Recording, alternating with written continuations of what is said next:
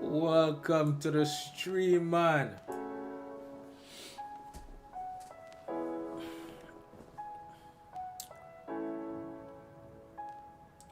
You know, today we got a fire stream, man. Fire stream setup, you know what I'm saying? But guess what? Listen. We're here at our new cavern. You know what I'm saying? We switch cavern now and then. And they're all Christmas decorated, you know? We travel around, so we got different cabins, you know? It's nighttime. We got see the little moon there. That's pretty nice, right? We got our star, our Christmas star. You know? We got another one right here too. But the most interesting thing is we're prepared for Santa Claus. I don't know if he's gonna come down this chimney, but we got fire lit there, so I don't know how he's gonna deal with that. But he has his ways, right?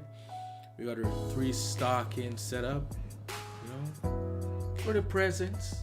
And even though we live alone, we still have 3 put up. Maybe you want to bless us this year. Who knows, right? We got our nice Christmas tree, our lounge sofa with the foot stand, you know, adjustable stand. We got our another sofa over here. We got our little book chilling. You know, if you want to read, we black, so you know, reading is not really a thing we like to do. But now and then we dabble, you know. Read now and then, you know. What a mess! Right. We got some little presents around the house. And it's looking nice. We got the door open because, man, it's hot, you know. So we're letting a little bit of breeze in, a little bit of cold and hot breeze mix, you know. Got a little snowman. We got the vintage mobile parked outside. You know what I'm saying? So we're just chilling. And we're like, yo, let's have some fun with this one today, right? And this one is a little bit different, right? Ooh. Did I not pull up the clip? So this one is a little bit different.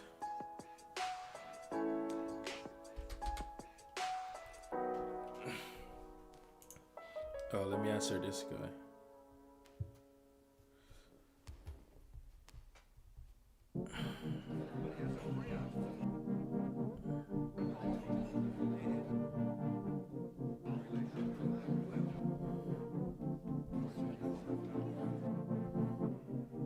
I'm playing with this guy. I'm playing with him. He's gonna say some dumb stuff after, I bet.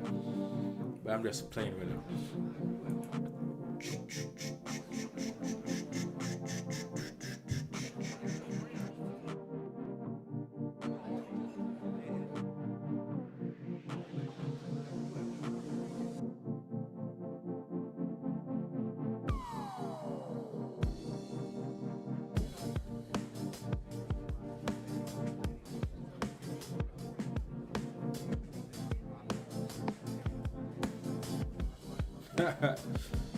All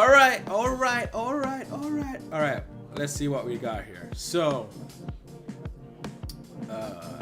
let's put. So, I want to react to this video because it's been on my forte to do. Right? It's been up there for me to do. But it's a long video. It's like what is it? It's almost 2-hour video. It's a 2-hour video, right? 2-hour video. I don't know if I will get copyright for this video. I have no idea, so I didn't even check. But what's the point of worrying, right? Worrying is not of God, man. So we don't worry, we just do.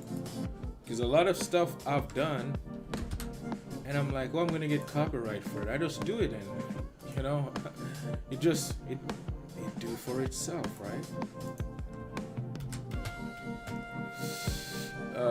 Brian McKnight. I'm just trying to see if any content creator react to it, right? There's some people that do 9 minutes, some people do 43 minutes.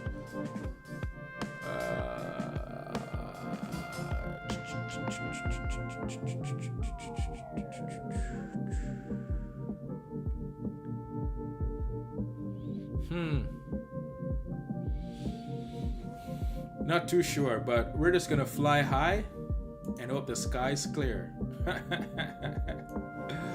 Yo, we're gonna fly high, man, and hope the sky is clear. So let me just see where the best place to put myself. It seems like that's the best place to put myself.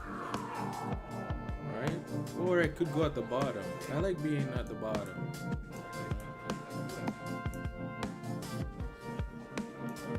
Or we could keep me at the top. I don't know. Ooh, let me just do something real quick. I have to grab back this over here. Take it over here. Okay, perfect. Because I got my music open over here. I want to keep it over here.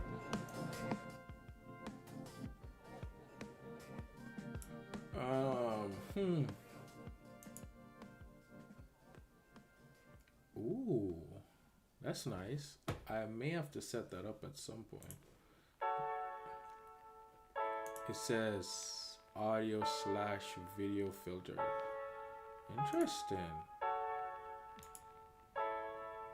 Ooh, compress, expander, noise gate. I'm gonna have to play with those when I'm not streaming. All right, now we're about to dive into this one, man. We're about to dive into this one, right? Because I saw a little clip of this, right? And I just found it interesting, right? I found this interview interesting because this guy says he have kids, right? And he doesn't deal with his kids anymore. If I remember correctly, I could be wrong because I don't try to remember things, man. But we'll hear what he has to say. And shout out to the audience. Shout out to everyone that is tuning in and will be tuning into this live, because this is the best live in this side of heaven. You know, other than JLP, you got the Anchor Baby. Shout out to Anchor Baby, one of my favorite content creator, and the one and only James 007, sharpshooter who never misses. He's on fire and he's high on life, and it's not fentanyl. Okay, so shout out to everyone and whoever will be watching, right? Shout out to you if you're at home trying to make dinner for the kids and you're frustrated at them. You can still tune in. Don't get mad at them though, but I know you will. You can still tune in while the show is playing, right? Or if you're at work and your kids are at home and they're not praising you because you'd rather be at work where you're getting praise on the door because you hate your kids, right? I mean, you don't love them, clearly. You're not home taking care of them, right? And shout out to the Jews. Shout out to the Muslims. If we love anyone, we love the Muslim, man. Shout out to the blacks. Oh, we love the whites, that's for sure. We thank the whites greatly for building a country that we're able to immigrate to and have the opportunity to live a better life. So shout out to the whites, man, and shout out to the dads out there, going through, what do you call it? What's that word when, man, these things are I'm losing my mind now. I'm not thinking straight. But the dads that are on child support, that are in courts fighting for their kids. Shout out to the single mothers. Shout out to the beta males. Man, we love you all. If we love anyone, we love you guys, right? So, for further ado, we're gonna jump right into the podcast, man, or the live. I should start making a theme song, like an intro. I'm gonna work on that. I thought about it the other day. I'm like, I should make an intro, right? But we'll do that on another time.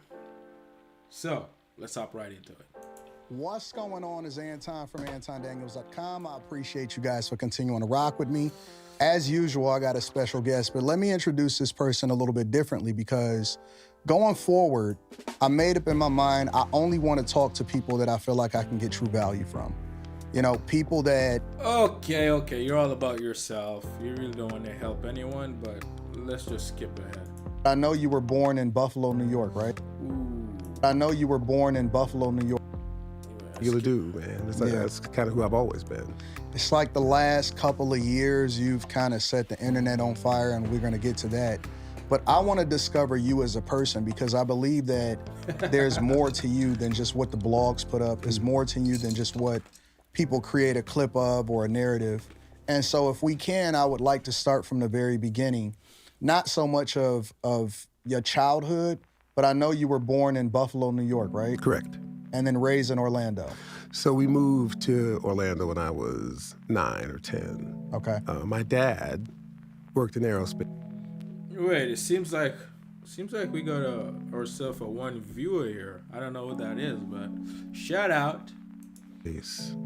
For 35 years. His first job So was he's born in Buffalo, or was it his dad? I missed that. I need to pay attention. Hold on. I know you were born in Buffalo, New York, right? correct. Okay. And then raised in Orlando. So we moved to Orlando when I was 9 or 10. Okay. My dad worked in aerospace for 35 years. His first job was actually a cow span in Buffalo. What they did was the very first crash dummies for the cars. Really? Yeah, it was crazy. So when that sort of ended, he got recruited to go down to what was then Martin Marietta, which Okay. became Lockheed, and he was there 35 years. But my parents then divorced as soon as we got Really? as soon as we got to Orlando. Were yeah. your parents, did they sing? Could they sing? So it's my mother's side. My dad was an athlete. Okay. He got invited to different baseball camps when he was coming out of high school. But just like with me and my brothers, religion played a huge role Yeah. in what we could do and what we couldn't do. Well, the internet says that you were raised as a Seventh-day Adventist. Is that correct? That is correct. Okay. What was that like growing up in the church? Because a lot of singers, R&B singers, you know, it seems like their foundation is in the church.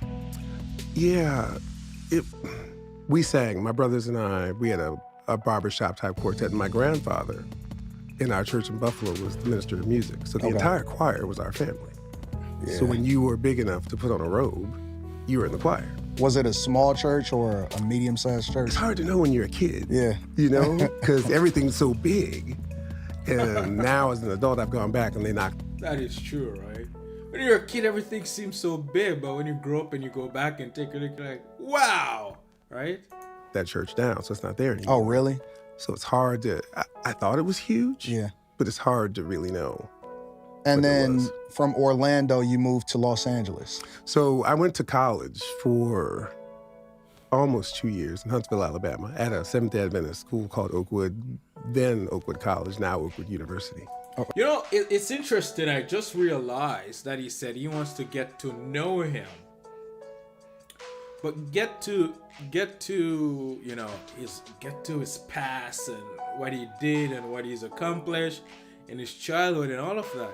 That's not really getting to know him. That is like you're really hearing what his experience in life is, because that's not knowing him at all. That's so interesting, right? Because you are not what you do. You are not the things you do in life. And what did you want to be? Like, what did you go to college for? So I majored double in computer science and mathematics. Oh, okay. So you're intelligent, but you chose to. Interesting. Like, when did you discover that you had a crazy, incredible voice? Because when I grew up, you know, it was like you were the voice. It was you. It was Boyz II Men. And I think that even R&B back then, it really championed talent versus social media today. It's more or less about image and you know, just being a social media influencer just as much as it is to be an R&B talent. When did you discover, or when did people first tell you, hey, you got this crazy voice, and you start to consider, hey, maybe I want to be a singer? When you grew up singing in church, people are telling you that, but you don't really think that there's a possibility you're going to do it as a job. You look at Michael Jackson, you're like, I'm not that. I can't be that. Yeah.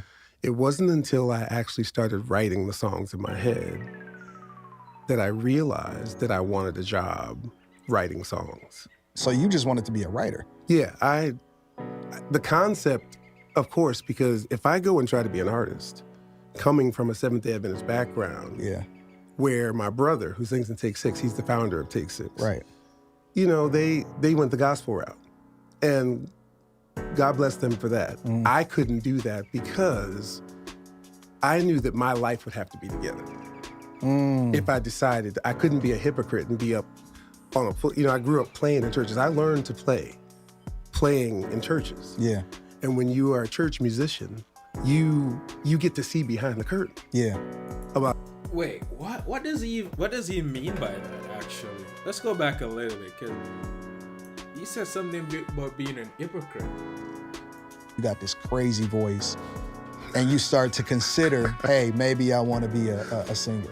when you grow up singing in church, people are telling you that, but you don't really think that there's a possibility you're going to do it as a job. You look at Michael Jackson, you're like, I'm not that. I can't be that. He listened to the thoughts. The thoughts deceived him. He got deceived by the thoughts already because he's comparing himself to someone else's life. And because of that, you say you're not worthy, right? So he's saying, listen, if I do this, I'm not gonna become as popular as Michael Jackson. I will reach nowhere to Michael Jackson level. You're comparing yourself. Already, you're listening to the devil, right? You're listening to thoughts. Your thoughts set you up. And because of that, right? Because of that, you're doing it and you're expecting something out of it. Instead of just doing what is in front of you to do. Because, hypothetical, right? He starts doing it and then he's not seeing the outcome that he wants. Then he's going to judge himself. He's going to judge the situation. Well, he already did it off the bat. He already did it before he even started, which was a setup, right? But let's say he did it and he's not getting the result that he wants, right?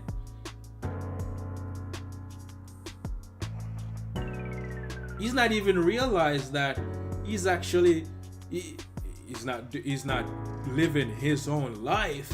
That's the funny thing. He's not even living his own life.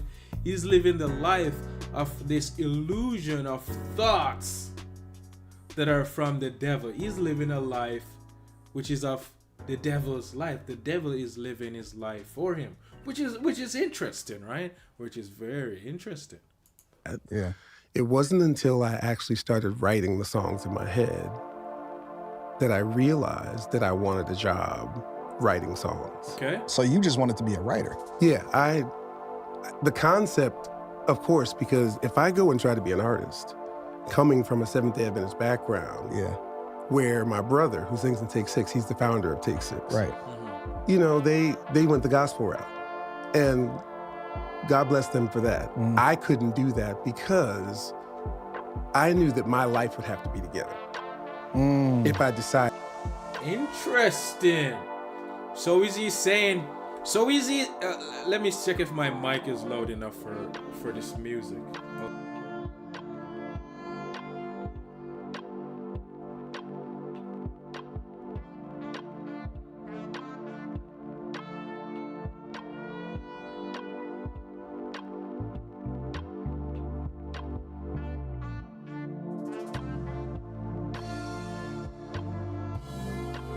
Okay, we back. We on point. So, I'm just saying, man. So is he saying, right? Listen. My brother, they're doing the gospel route, but behind the curtain, there's some crazy stuff going on, man.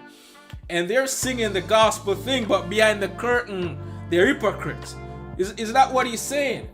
I think that's what he's saying here, and he didn't want to go down that route because he wants to make sure his life is put together before he starts doing that, because he doesn't want to come out seems like an hypocrite, right? That's what I'm getting here. But I could be wrong. Let's listen more, right?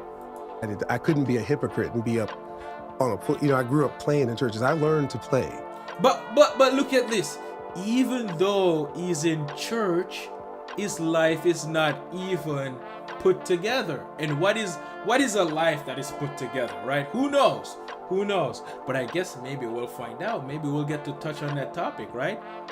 Because we're about to see. But he's going to church like all these Christians nowadays, Jews, Muslim, whatever you want to call yourself, whatever identity you have attached yourself to, right? You're going to church, you're hooping and hollering, praising the Lord, Jesus Christ, your Lord and Savior, declaring you got baptized, and yet your life is still a shamble. Yet you're going to church, yet you're singing gospel songs, and yet your life is a mess, right? So that tells me the church is not even helping you, because that tells me that God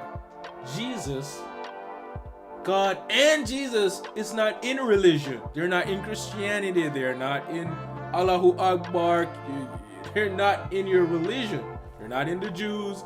It's ridiculous, right? But let's continue. Playing in churches. Yeah. And when you are a church musician, you get to see behind the curtain. Yeah. About a lot of foolishness that's going on that you're like, man, I can't stand too close to this dude because if that lightning bolt comes down, we're all gonna get it. Interesting. So I made that decision once I started writing songs. I'm like, I used to tell this funny joke on stage. I'm like, even the pastor, when he's getting with Mrs. Pastor, is not listening to hymns when they're deciding to get together. So I can be the guy to write the songs for everyone who wants to be in love, who wants to, whether you're in love, getting out of love, broken heart, I can do that. And really, as an 18, I got my first publishing deal at 18 to write. It wasn't until people started hearing the songs, like, well, who's singing? It was like, well, that's me. Well, who's playing the instruments? Like, that's me. Who's producing? That's me. But do you want a record deal? Okay. Was it a clash amongst your family or church when you decided that, hey, I want to sing? But then the way that because I grew up Pentecostal evangelical, right. It was like, well, you want to do the world's music or you want to do secular music, right? Was it a clash within your family or within the church? I didn't think that there was. And I think where I was a little naive is that as I'm going down that road, I'm in California by myself. Okay. Away from my family.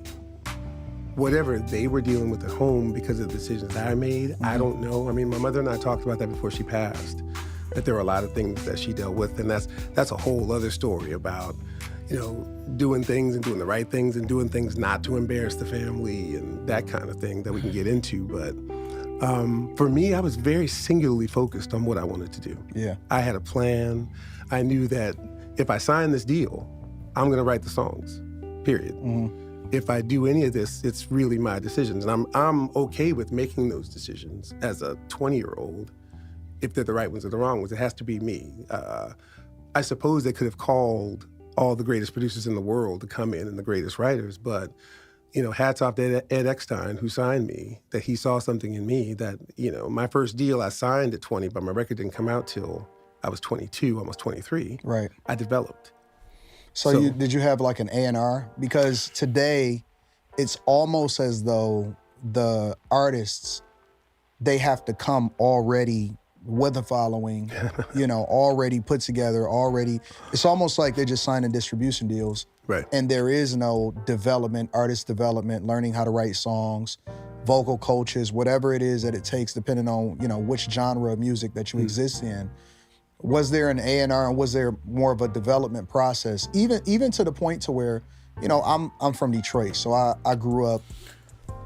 I don't know much about the music industry, but I see something here, like, when big artists signs a contract deal with a record label, they have already grown their own social media, right? And because the record label is so big and it has a broader audience, that's what I'm thinking. The record label take them on and help them push their name out there more in the world. Isn't that what they do? Right? Same with this guy. Social media wasn't a thing back then, so the record label deal with all of that back in the day. But that's not what we're working with now. Now you can do it yourself and build your own audience. It might take a longer time, it might not, who knows? Right? But you're doing your thing, you build your audience, whatever. You have your name. It may not be as big as some other people, right? But you still doing your thing, and you get signed by a record label because see that you have some talent, and they want to push you more to the world, and you're gonna keep working on yourself. It's like you're giving them the media part that you would do yourself. All that advertising that you would do yourself, you're giving it to them. Now you can polish your skills up, or you may not, who knows, right? But that's what I'm getting here, right? So it's basically the same thing. There's really no difference in there. Understanding Motown, Berry Gordy, Smokey Robinson, all of those type of guys. And it seems like there was like a development school, almost like a boot camp. When you came out, because you came out in the early 90s, was there a development process for how you wound up becoming who you are and the Brian McKnight that you are? Because you said that you only wanted to write, you didn't necessarily want it to be the talent. I would say not for the music itself. I wrote 75 songs that first album. Oh, really? Yeah. They picked those 13. Do I know any songs this guy sings? I may hear them and don't even know who sings them, right? Or write them. From 75 songs. So what happened to the other 59 songs? So here's songwriting 101. Not everything you write is going to be great. Right. But every song gets you to the next song. Okay. So there may have been 15 duds in there. And here's the problem with really being able to sing. You can make anything sound good. That doesn't make it a hit. Right. So you're looking for hits. Yeah. And when I listen to that record, I don't hear a bunch of hits, but I hear 2 real ones. Do you go back and listen to your previous catalog? I try not to. Why not? Because technology has changed so much in 35 years. Yeah. Because One Last Cry was written in 1989. Wow. But it wasn't released until released till 1992. Yeah. So I sing differently. I approach singing differently. I approach writing differently. And to go back and listen, all I'm going to do is critique myself. It'd be like asking you, go back and look at I hate my own every videos. video you made in the beginning. I hate them. And it's funny, when I started doing some content, you have people who are critiquing you. It's like, hey, you need to do this. And it's like, dude, I literally just started doing this way. It's going to get better, trust me. I leave it up, but I hate it. Yeah. I hate so looking at I myself. love where I was. That's interesting. Writing those songs. I don't love the way they sound. I don't love necessarily some of my choices. I oversang everything on that record because I wanted to prove that I belonged. Yeah. As you move into the second record and the third record, we get to Anytime, that's when I figured out, it's like, okay, this is who the core of what Brian McKnight is going to be. By the time Back at One came, I was like, it was on autopilot. Do you feel like you were ever robbed or taken advantage of in the record industry? See, this is an interesting point because when you sign the contract, you know what you're signing. Okay.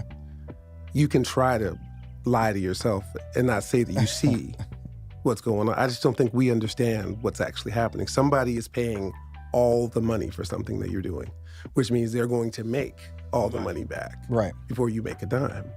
So every time you take a limo, every time you do a hotel, every time you step into a studio, somebody's paying for that. So these artists know. They know. Well, I think they're naive. They're naive to think that, because all we see is the end product. When you see these, the artists at the Grammys and they got on the suit and they're getting out of the limo, they're like, oh, they're rich. Yeah. I didn't get in this business saying, I want to be rich. I got in this business saying, I want to make a difference. Yeah. I want to be held in the same regard as my heroes. What is a hero, bro? What is a hero? A hero doesn't even exist, right? It doesn't exist. So he's trying to live up to something that doesn't even exist. What a mess. It's probably kept him miserable for a long time trying to live up to that, right? If you say, it was funny, I read the comments. Yes, I do. Everybody reads comments. Everybody does, yeah. But we try to make it seem like celebrities don't pay attention to what people are saying or reading comments. Yeah, I think it can be unhealthy to do it a lot, but occasionally I'll go back and I'll look at a song that has 91 million views, and I look at the comments. then someone, he's the greatest singer ever. Well, no, he's not better than these 15 guys. And I'm like, okay, that's fine. I think the other thing that people don't understand about me, I'm not competing against you, my contemporaries. I'm really only competing against me. Is that? How can you compete against yourself?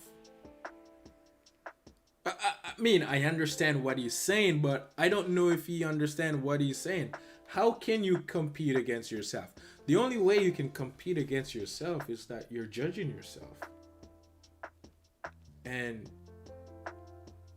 who are you that you know that you are yourself? That you're competing against yourself? Who is there to... This is so interesting, right?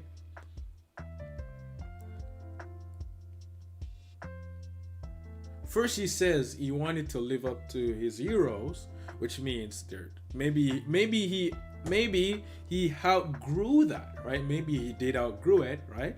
And now he's like, technically he didn't outgrow it, he just shifted to himself, right? So he's trying to live up to his heroes, right? Live up to them. He kept it miserable for how long? Because he's trying to be this great person to compare himself to his follow heroes that he look up to, right? You look up to them, whatever, right?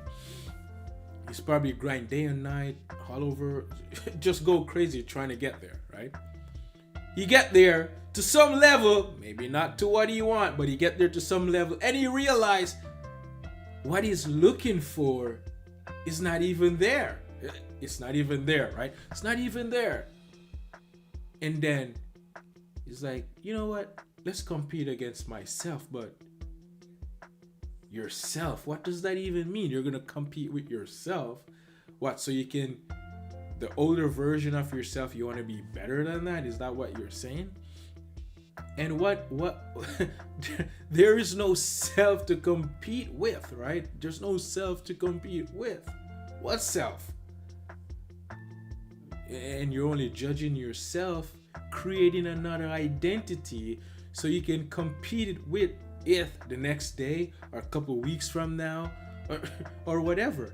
And you're just stuck in this cycle of perpetuating this cycle over and over, and you're gonna be miserable because you're always trying to be better than how you were the other day or from the next day, or judging yourself how you can be better. And really, you're actually one with evil and you're not even realizing it. That's a messed up way to live, right? That's a messed up way to live. Not gonna lie.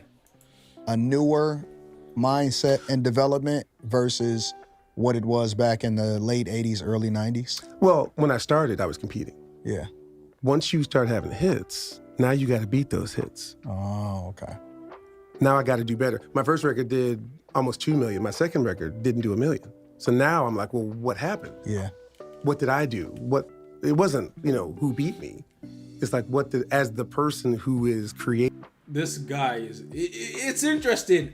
You know what? This interview may turn to be an amazing interview, right? There's a lot of insight here that's happening because the people that made him a hero, like the people made his heroes because they determine what is a hit, what not is a hit, right? So you get millions of views, you're happy. So-called happiness that you're striving for, right? You make your album hit. Oh my God, you feel so good about it. But for how long do you feel good about it? Seconds, an hour, you're partying, celebrating. It feels good, right? Feels good. A thrill. Nothing but a thrill to make you feel good about yourself because you think you're better than people now. You judge yourself, you're on top of the world. You're amazing. You're great. You're fantastic, right? Now you're competing to make the another album better than the album that got you millions of views. Well, you're building it on this expectation that it's gonna be so huge, right? Because you did it already, you can do it again, right? So you have this pre-notion in your mind, assuming that it's gonna be so good, right? Not realizing that the devil is setting you up to deceive you. You're listening to your thoughts, which give you when you feel good, right? you get the thoughts. The thoughts the thought is so good, but then the thoughts give you a good feeling also, and you feel so good about doing it, and you're like, yes, this is the one, this is the next hit.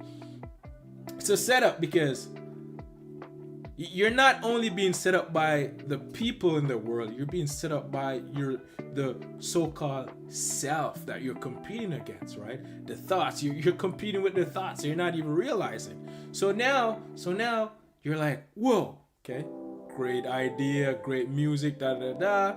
You put it out, it's not what you expected. Now you're depressed. Now you don't feel good. Now, because your fans does not like this album that you put out that will surpass the first one. Now you judge the music and you're like, oh, it's not as good as I thought it was. It's bad because look at the views, look at the money that I'm making from it, right? Not realizing that the good thoughts set you up, so now you can feel bad about the music not getting to where you wanted or what you thought it would have been, right? So now you're angry, you're gonna be upset, and you're gonna judge yourself, and you're gonna judge the music, not realizing that the good thoughts set you up so you can feel bad about what you thought and expected didn't happen. Now you feel bad, you're probably frustrated, you get mad, now you're upset, now you're judging yourself, right? Not realizing it was always a setup. It's a setup from the beginning, because you're expecting something. And when you do something and expecting something and it doesn't go your way, now you're controlled by your emotions. You're controlled by your good emotions. You're controlled by your bad emotions. And not only that, the self that you're competing with, which is the thoughts and the imagination, it's controlling you, right? To make you feel good or make you feel bad. They're both controlling you, which is inside of you. Not only that, you're controlled by your fans, because the same fans that build you up also tears you down, because their expectation, you value it. Instead of just doing things and let it happen. Who cares? If they don't like it, they don't like it. Just do what is in front of you to do, right? And that feel-good moment, you're gonna continue chasing it because it's a thrill. It's a up and down thrill. You get down, you're like, oh, I need to go up. You go up, you go down. Oh, I need to go back up. It's like you're literally on a roller coaster with the devil, with evil, and you don't even realize it, that you're being controlled by your thoughts and your emotions, which the thoughts become emotions because you don't catch the thoughts before they turn into emotions, but they become emotions and then they drive you and tell you to do things, and you do it, which is ridiculous, right? The evil controls you and you don't even realize it, right? And because your fans, they don't like it, or they like it, makes you feel good, they make you feel bad. They build you up to tear you down. And they build an hero, and when a hero do something they don't like, they tear that same hero down. So it's like, what's the point? You're trying to live up to an illusion that does not exist. It's ridiculous. Hating these songs, the person who's responsible for them, what can I do to turn this around? And that's where Anytime came in. Who did you look up to? Like who were you inspired by when you first started to come into the music industry? So as a musician and a singer, the list is vast. So Stevie Wonder's probably at the very top of the list. Really? Steve and Donny Hathaway. I can remember a very vivid story after my voice changed and came back. It changed when I was 12, because I'd been singing all that time. This reminds me of a verse in the Bible. Can I find it? This reminds me of let me use ChatGPT real quick. This reminds me of a verse in the Bible. Let me pull it up real quick. Just bear with me for a second, right?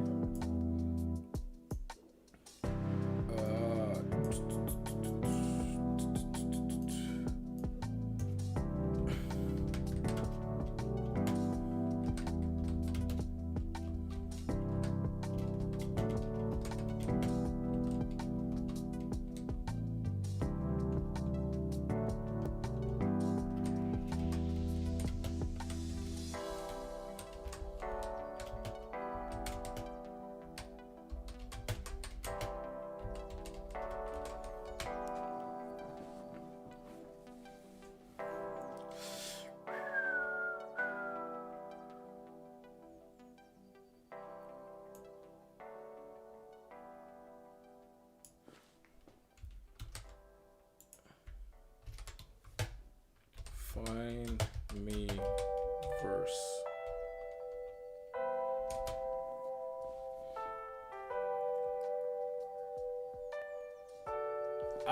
Here we go. Let me see if it's the one. They exchange the truth of God for lies and they worship. Okay, so here we go. So, you know, he says, he's trying to live up to these heroes and these people that he idolized, right? And all these things, which these people are evil, and he's trying to live up to evil, right? Because I'm pretty sure down later on in the video we're gonna get in the nitty gritty, right? But here's the verse, Romans 1 to 25, right? And this is the NJB, New Jerusalem Bible. They exchange the truth of God for lies and worship and serve created things rather than the Creator, who is blessed forever. Amen. Right? So they worship God's creation. They worship a man. They have made a man their God. They have made man their God. They worship these so-called heroes, right? And because you have made female and male and child and your husband and all these famous people your God, you're not worthy of Jesus. You're not worthy. You can't be worthy because you're not serving him. You're not supposed to serve Jesus, but let me put this in a better term, right? Jesus came to show us the way, right? Show us the way. And the way is how to live and to live within. But Jesus said, because you've put mother and father, because you're supposed to stay present with him, because he's the way, stay present with him. But because you serve your mother, you serve you serve the creation, which Jesus is a creation, and Judas worship him and call him God and all this stuff. That's kind of messed up, but another time for another video. But you worship all of these other things and you weren't present with Jesus. Now you've made everything else your God. So you're not worthy of him. How can you be worthy of him, right? So you're lost. You're lost in this world that is created. I mean, the world belonged to God, but this creation of material things and all of these things, most of it is evil. Right? Not all of it is evil, right? But it's the devil's world, right? Because people are evil and they're influenced by evil, so they go and do evil things. It's an evil world, right? So his worship, he's trying to live up to evil, which is ridiculous, right? My brothers. At 12, it changed. I didn't sing again until I was 15 when I got my voice back. And that's when in those 3 years, when I started studying people. And that's also when I really taught myself to play. So the very first solo I did in church at 15, I did my best Stevie Wonder impression. So everything that you do is self-taught, because you play multiple different instruments. Yeah. So it's all self-taught. Except the trumpet. I played trumpet in 6th grade. So I know how to read the music, and but everything else is self-taught. That's incredible. Thank you. But I did that Stevie impression, and I was patting myself on the back. I was like, yeah, I did that. And my mom, my little 5-foot-tall mom, who now realizes that I can play, who is a classically trained piano player, who, we'd go to church on Saturday morning, she's playing. On Sunday morning, she's playing in another church. Comes to me and says, what was that? I was like, I killed. She was like, there's already a Stevie Wonder. Who are you? Who are you? Who are you going to be? Yeah. So that's when I started listening to lots of other things. So whether it's Nat King Cole and Frank Sinatra, because I'm a jazz head, it's in my granddaddy. He led bands in the 30s before he got saved, as it were. Yep. So that jazz is in us. And in the Seventh-day Adventist church back then, there were no drums in church. There were no instrumentation. It was a piano and an organ. And you got to get your rhythm from something else. Yeah. If you started having a beat at something, that's worldly. people start dancing, oh no, that is a no, no, no, no, no. So I have no idea where we are now. Yeah. Well, no, I mean, I like to jump around Right. because, again, I have so many different questions Right. just based off of growing up off the music, Right. seeing you evolve, and then your longevity, right? But let me go back a little bit before we get into the current, because touring, right? They say that artists make the majority of their money, especially when they first, back in the 90s and when they got into the game, they made the majority of their money off of touring. Is that true? It depends on the artist that you are. Mm-hmm. So if you don't write anything, you don't produce anything, but you sell a lot of records, you will make a lot of money on tour, a la Celine Dion. Yeah. If you have a big enough following, or Whitney, you can become that. You won't necessarily participate in writers' royalties or publishing royalties. I guess you will as an artist, because the publishing, you may or may not, because you're having to share that with so many different people. Yeah. But if you can tour, touring is where you're going to make the lion's share of your money, particularly later on, because at some point your record's gonna stop selling. I don't care who you are. Right. So for me, being pretty much the only writer, or one of two in the beginning, and then, by myself, that means publishing, that means writers' royalties, that means everything down the line. Even now with streaming and everything, you get to participate on so many different levels. How do you feel about streaming? Because actually buying the physical album or the vinyl is much different than, streaming. And it seems like every week it's a trillion different people that releases albums, and then the next week you forget about the people that released the album the previous week. How do you feel about streaming and streaming services? It's a double-edged sword, because when we used to sell records, there was something that was tangible. You could take home, you could read liner notes, you could look at different things. There was a product that you were buying. Now, it's great because you can't fake it. Your streams are your streams. Yeah.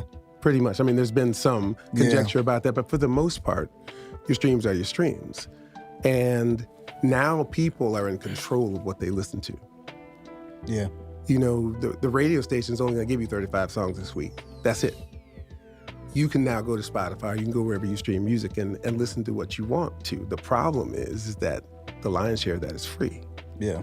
You don't necessarily have to pay. Now, if you're like me and you don't want to hear commercials, you'll pay for it. Yeah. When this first happened, we weren't in front of it. When Napster first happened, we weren't in front of it so I've been on Capitol Hill trying to get legislation, particularly for songwriters, because songwriters are now sort of left out of that pot to a greater extent.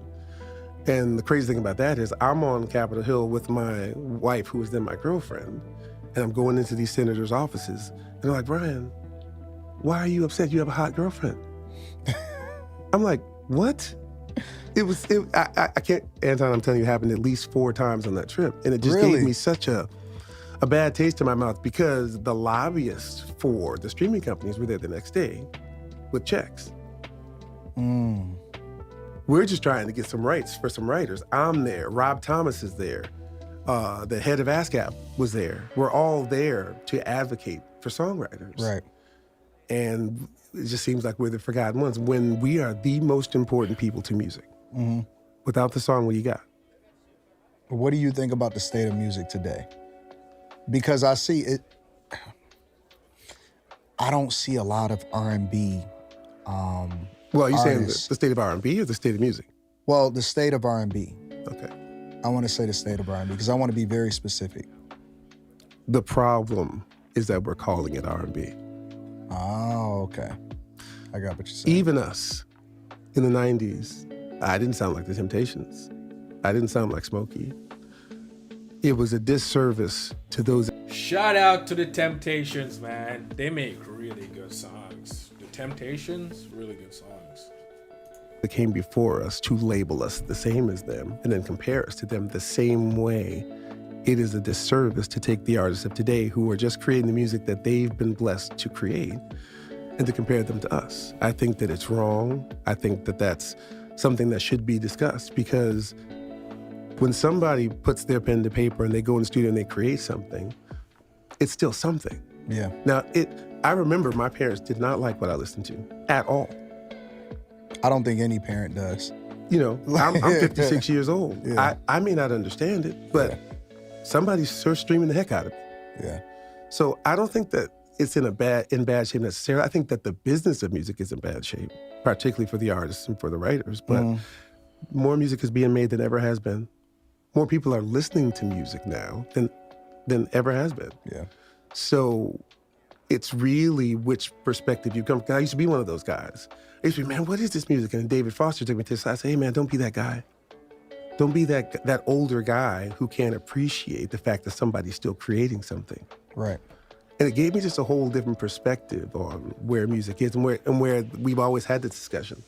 At the end of the 50s or at the end of the jazz era in the 40s when rock and roll, and nobody liked rock and roll. Rock and roll was rebellious. And then Elvis comes along, it's like, whoa, 60s with folk music. What is this? And then, you know, all those great artists from the 60s come in, even Stevie and Marvin and all that came around. And then disco, we can forget about disco, except for the Bee Gees. But then the 80s, then the 80s come along, and Earth, Wind & Fire and other bands. But, you know, every 10 years.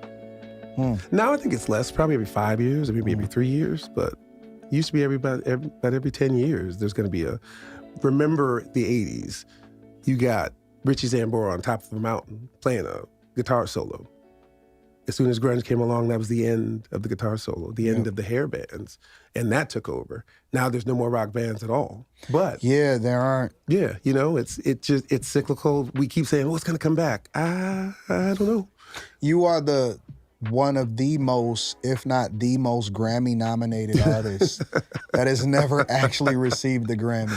Right. How do you feel about that? Did that used to bother you? Is that something that still bothers you? No, I don't think it ever bothered me. Never bothered you? No. My trophies are counted in platinum. If an award that the public doesn't vote for, I get one, I will appreciate it. And I'm not diminishing anybody else's. I've been in a room with a guy that has 25 of them, and I think that's great. If you have the votes, you'll win. If you don't, you won't. Yeah.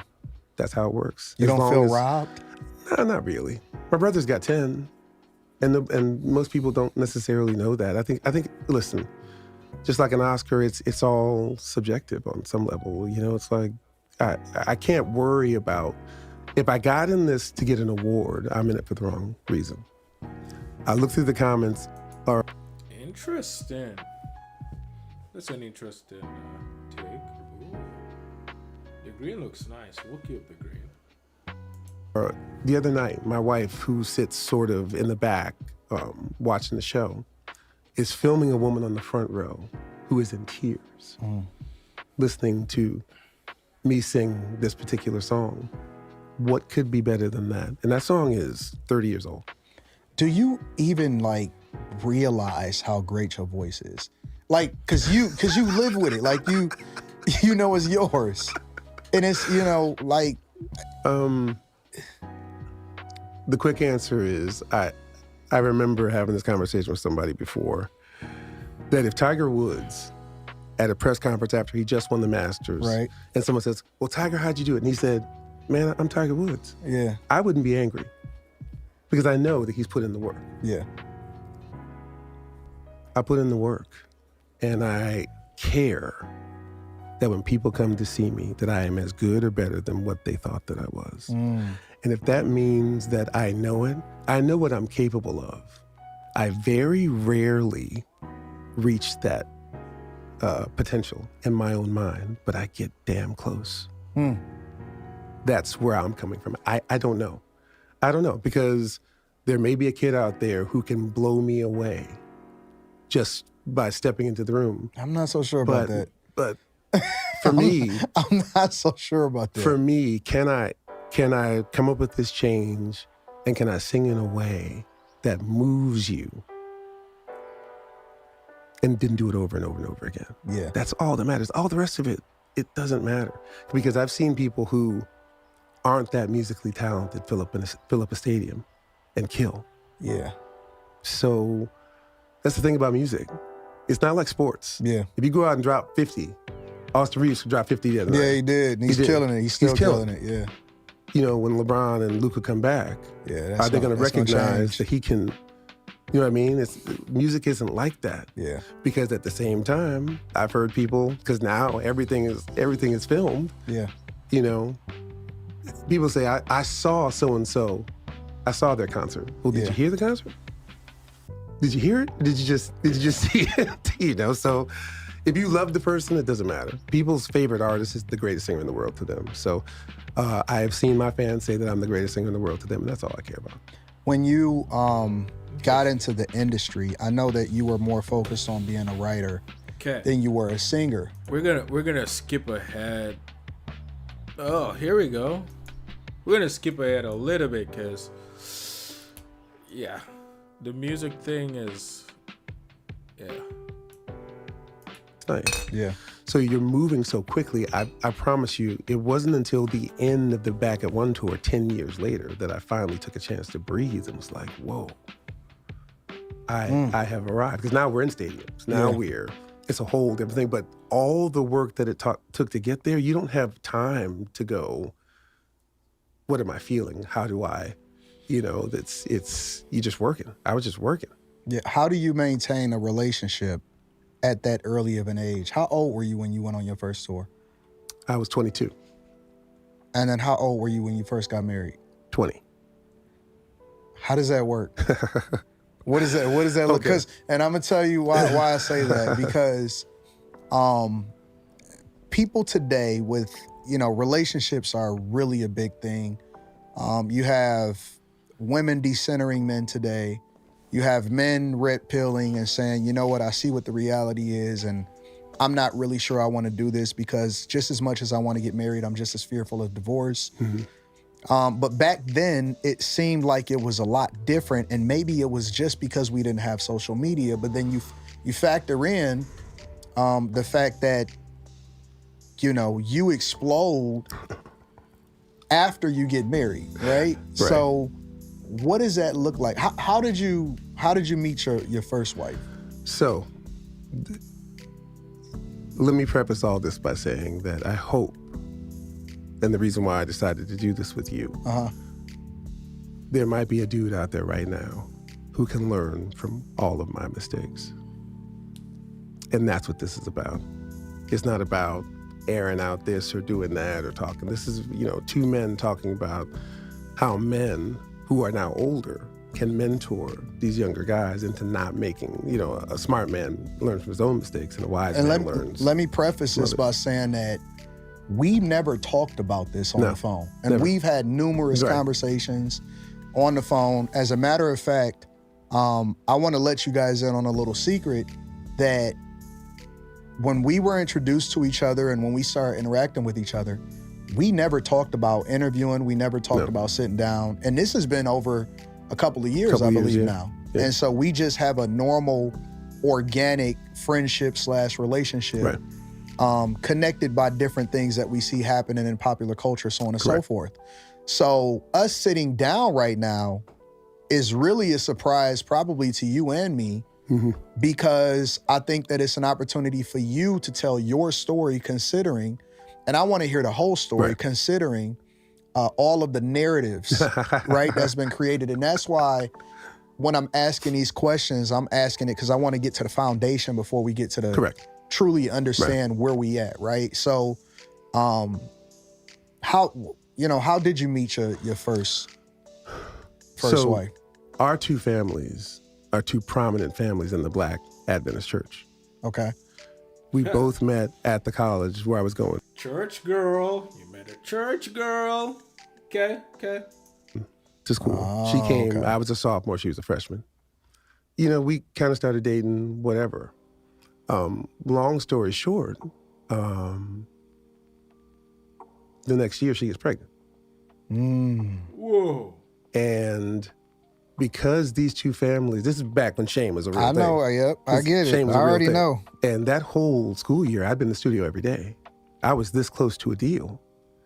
And I told my mother, like, listen, if I could stay here with my aunt, if I don't get a record deal by my birthday, which was June, she's back home, she tells me she's pregnant and that she's gonna get an abortion. Right? So a church girl having sex, huh? Not surprised. Not surprised. Interesting. And he's a church man too, or church male. Having sex out of wedlock. Interesting story. I'm like, yeah, we should probably do that. I mean, you're 18. I'm 20. Yeah. Why would we? I'm just about to start this whole thing. You know, maybe this is the route we need to go. And she agrees. And we have this whole thing. She goes by herself, crying thing, whatever. I'm like, that's crazy. Oh, dodged a bullet. I'm going out to sign my deal in California because I got it the week before my birthday. My birthday's in June. Got the deal the last weekend in May. I fly out. She had picked up some weight. I'm like, we need to go run? We need to do something? She's like, no. When I leave there and get back to Huntsville, that's when she called me and said, actually, I didn't have the abortion. Did you suspect that she didn't? No, you were of the impression that she had went through with it. Yeah, because when we started dating, she told me about an abortion she had when she was in high school. Gotcha. So this is not the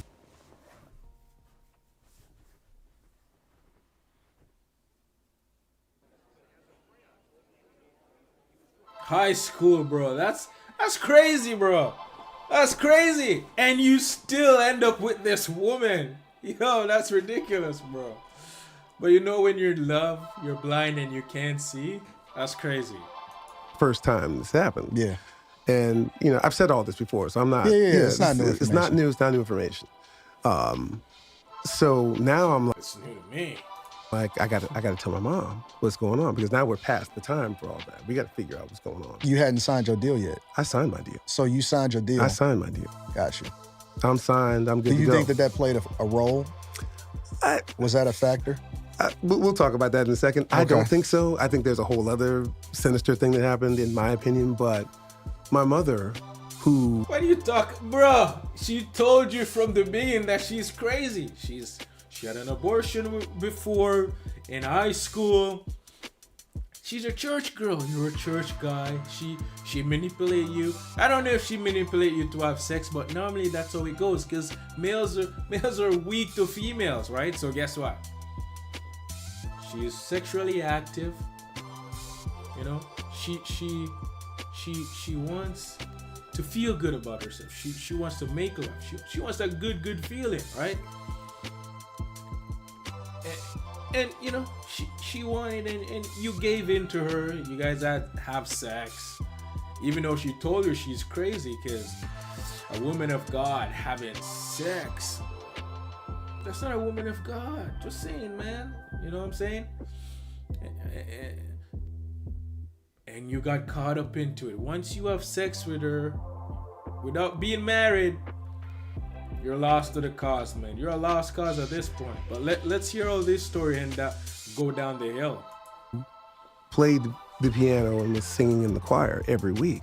You know, in the Seventh-day Adventist Church, if your kid has a baby out of wedlock, you no longer can hold any church office. You can't sing up in front. You can't do it. You are held responsible for whatever the kids do. This is what happened when we played sports, because you can't play on Friday night. And you know, all the football games and basketball games are on Friday nights. Yep. This is what I remember vividly. I'm scoring touchdowns, and the pastor calls my mother into the study. And it's like, your son is in the paper on the Sabbath scoring touchdowns. Now, if you want to continue to be a member in good and regular standing, that's what you're gonna have to figure this out. So that, and it happened to all my brothers. I thought that enough time had passed for me that would be the case. This is the same situation. So I honored my mother, and I tried to do the right thing with a woman that I hadn't even known a year yet. What a We mess. got married in September. Wow. Baby in November. I tell guys all the time that It's ridiculous. the person that you lay with and or have a child with is a person that you are essentially going to be connected to the rest of your life. Right. Virtually. And I tell them that it's probably more important for you to pay attention to who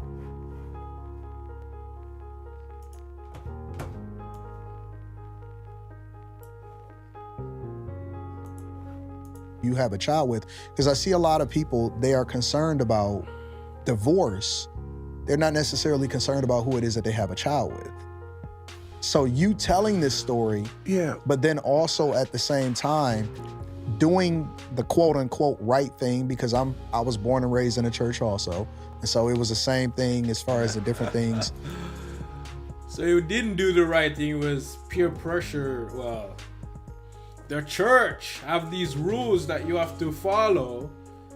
So you follow the church rule and you got yourself into, well, you didn't got yourself in a mess from the church. You got yourself in a mess because you were so-called in love, and this woman manipulate you because I don't know if he had sex before her, but from what I know, she had sex before him, right?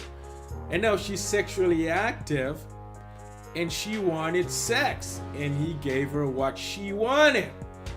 And now you end up in this situation where now the church has rules where you have to marry her. You didn't have to marry her, but because of traditional that is set by churches and all these rules, you have to conform to them. And that, I mean, you shouldn't have sex out of wedlock, but the church kind of force you into it. That's what I'm getting here, right? Because you didn't have to marry her, but you went and married her, and this is where it going downhill real quick. Different people that came back and forth, and if you was gonna lay with her, you was definitely gonna marry her. Now, all the way in 2025. Here we are. Yeah. So you sign a deal, but she's still in California. No, so once I signed the deal, the label that signed me, which was Mercury Wing, was Right. in California. Okay. So I moved to California, and she and I and the baby lived with her parents. So that's how you ended up in California, essentially. Yeah, I didn't have to go to California, but, Yeah. I honestly really tried to do the right thing. It didn't work for my dad. It didn't work for me. What does he mean by that? You wanted to do the right thing. You really didn't have to move to California, but you wanted to do the right thing. What is the right thing? Move to California and live with her and her mom and dad with the baby? How is that the right thing? But let's continue to hear the story, right? Is the relationship like, considering that your life was changing, you were now in the music industry, you were going in a whole nother direction, you had to tour, you had to promote, you had to do all of these different things. Well, interestingly enough, I was just writing then. Okay. So I was flying back and forth to Huntsville, and we had sort of an agreement. You handle this part. I'm not changing diapers. I'm 20 years old. This was not what I expected to do. Mm-hmm. You made this decision. You're going to handle that, and I'm going to handle this. Yeah. But remember, at this point, I'm making like $400 a week writing songs. Yeah. But that's not how you want to start your life, married to somebody with a child. Yeah. It wasn't, but I wasn't concerned about that. I was getting my dream off the ground. Do you feel like it hindered you a little bit because you had to be concerned about what was going on at home just as much as you were concerned about what was happening in your career? And I ask this question because, again, I want people to really take something from this, because I think that a lot of times, even today, with all of the learned lessons and all of the conversations that we have, we don't lean on the lessons from people that's already been through it. And a lot of people are just laying up with each other, and they're not really taking into consideration the consequences or how much more difficult it's going to be for them to achieve whatever it is that they believe that their purpose is. I want you guys to pay attention to what he's saying here. People say, as an older guy, they preface themselves as older guys, and they have the experience, and they're here to share knowledge of their experience, and a young male that is up and coming, or a young male in life, can learn from their experience and what not to do and to avoid these things, right? To avoid these situations. and how that can prevent you from getting yourself in the situation that they have been in, right? That's what they're saying. I want you guys to remember this part of this conversation because there's critical down the line regarding this story time that we're having here, right?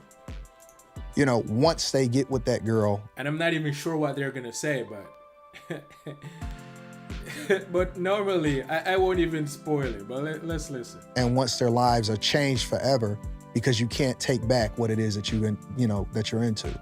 Do you think that it was a conflict, at the time because you're so young and you still got to focus on home, but then at the same time, you're still trying to crank out this career and write these songs and do what you ultimately came to do, which is become Brian McKnight that we all know and love, right?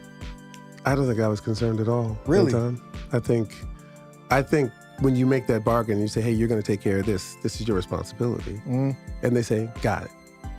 And you go and you do what you have to do. You're expecting that to be the case. What we don't realize is that people will tell you whatever it is they want to tell you to keep you there or to... What a mess!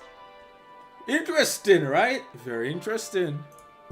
Make it seem like until that first argument or until, then the real thing starts to come out. But by then, you're looking at your life, you're like, well, and I had this conversation with my mother, like, why did you have me do this? You tried this, it didn't work. Now you got me doing it. Right. And it was tough, but I'm already in it. I'm in it, and that's the reason why nobody knows this, because it's not in any of these books that are out there. Right. We separated 4 times before we ended up getting divorced ultimately anyway. Really? How far into the marriage would you say the first separation? 2 years. Because you were married for what, 13 years? Yeah, 13. And so 2 years in, there was a separation. Yep. What a mess. And then you come back, and then it's another separation. Yep. Wow. So why not just break off? Why stick it out for 13 years? Because of the kid, and he wanted to do what was right. And I've never watched this before. I've never seen the entire thing. I just saw one clip. I'm like, man, let's react to it, right? For the kids. Because it almost seemed as though the way that we're framing this. Bro, it's always because of the kids. Always because of the kids. And you want to do what's right. It's always, because of the kids, I want to do what's right by them. And you do it anyway. And guess what? The kids grow up hating you, which is crazy, right? It kind of seems like an arranged marriage to an extent because of the kids. Yeah. Listen, you're torn because I was never in love with their mother. Interesting. I wasn't. They weren't made from love to begin with. Mm-hmm. And I said this before, and people got so mad that... See, this is the clip I saw when it says these kids weren't made. They weren't made from love. And I'm like, interesting, right? This obligation that just because you lay with somebody now, it's sort of an 18-year sentence of some kind, or beyond that, because it's forever. Buddy, I know you were young, but you know what you were getting yourself into, You know if you have sex, the possibility a kid may come out of it. You know this. But guess what? You wanted that good feeling. You wanted to feel good about yourself, right?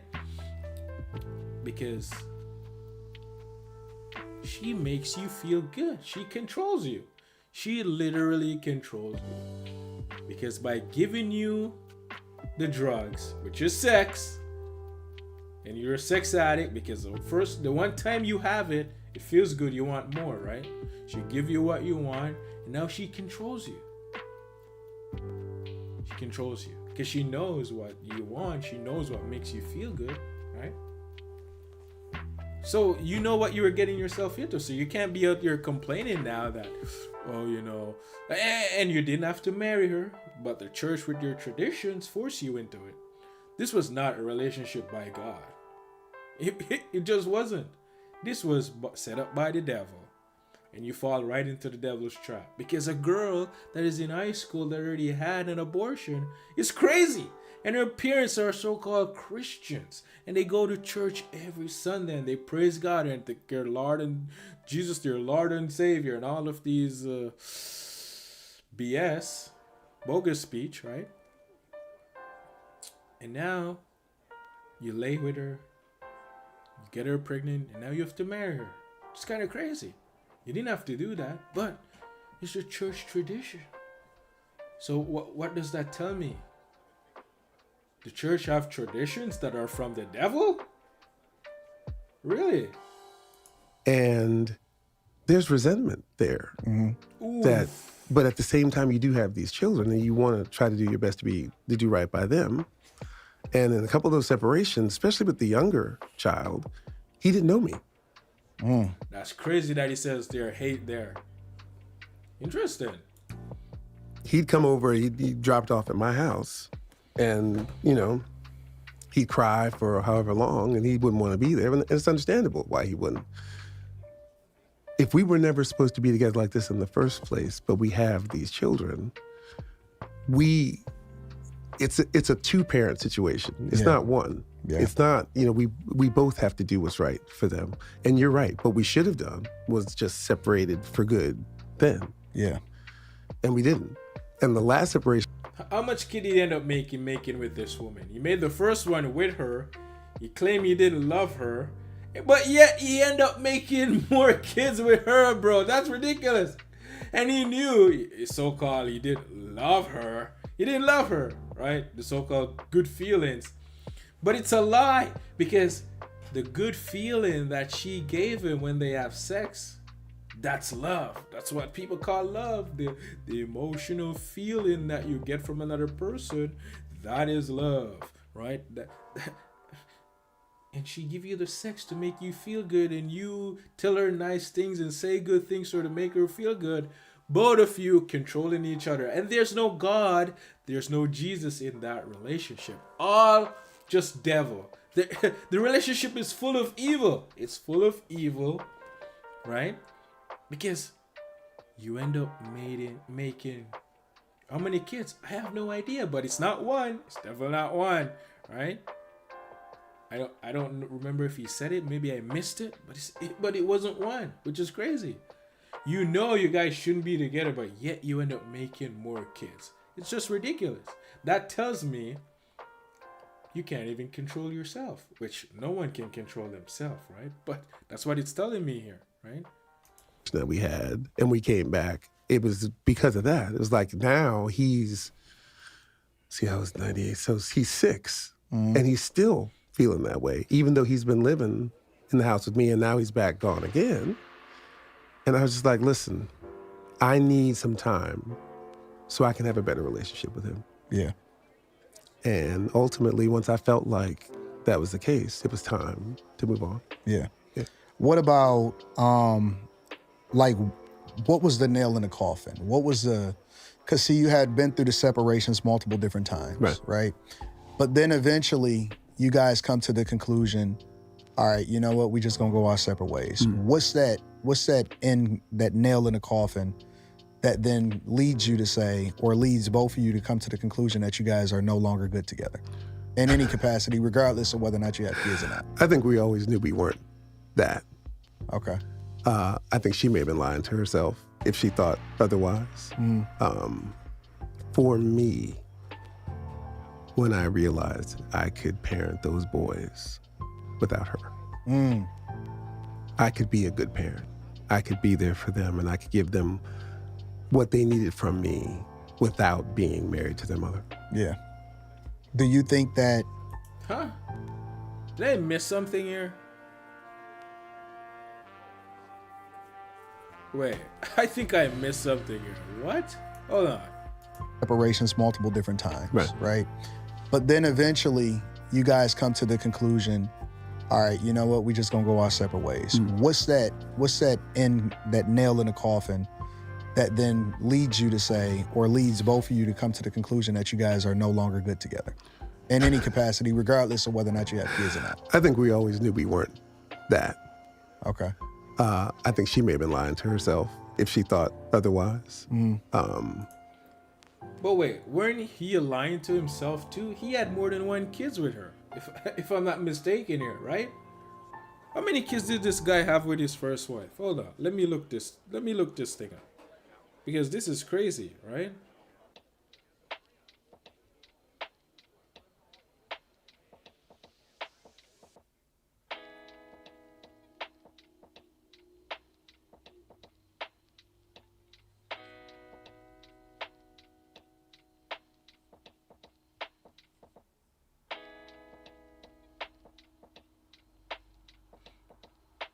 He had two sons, right?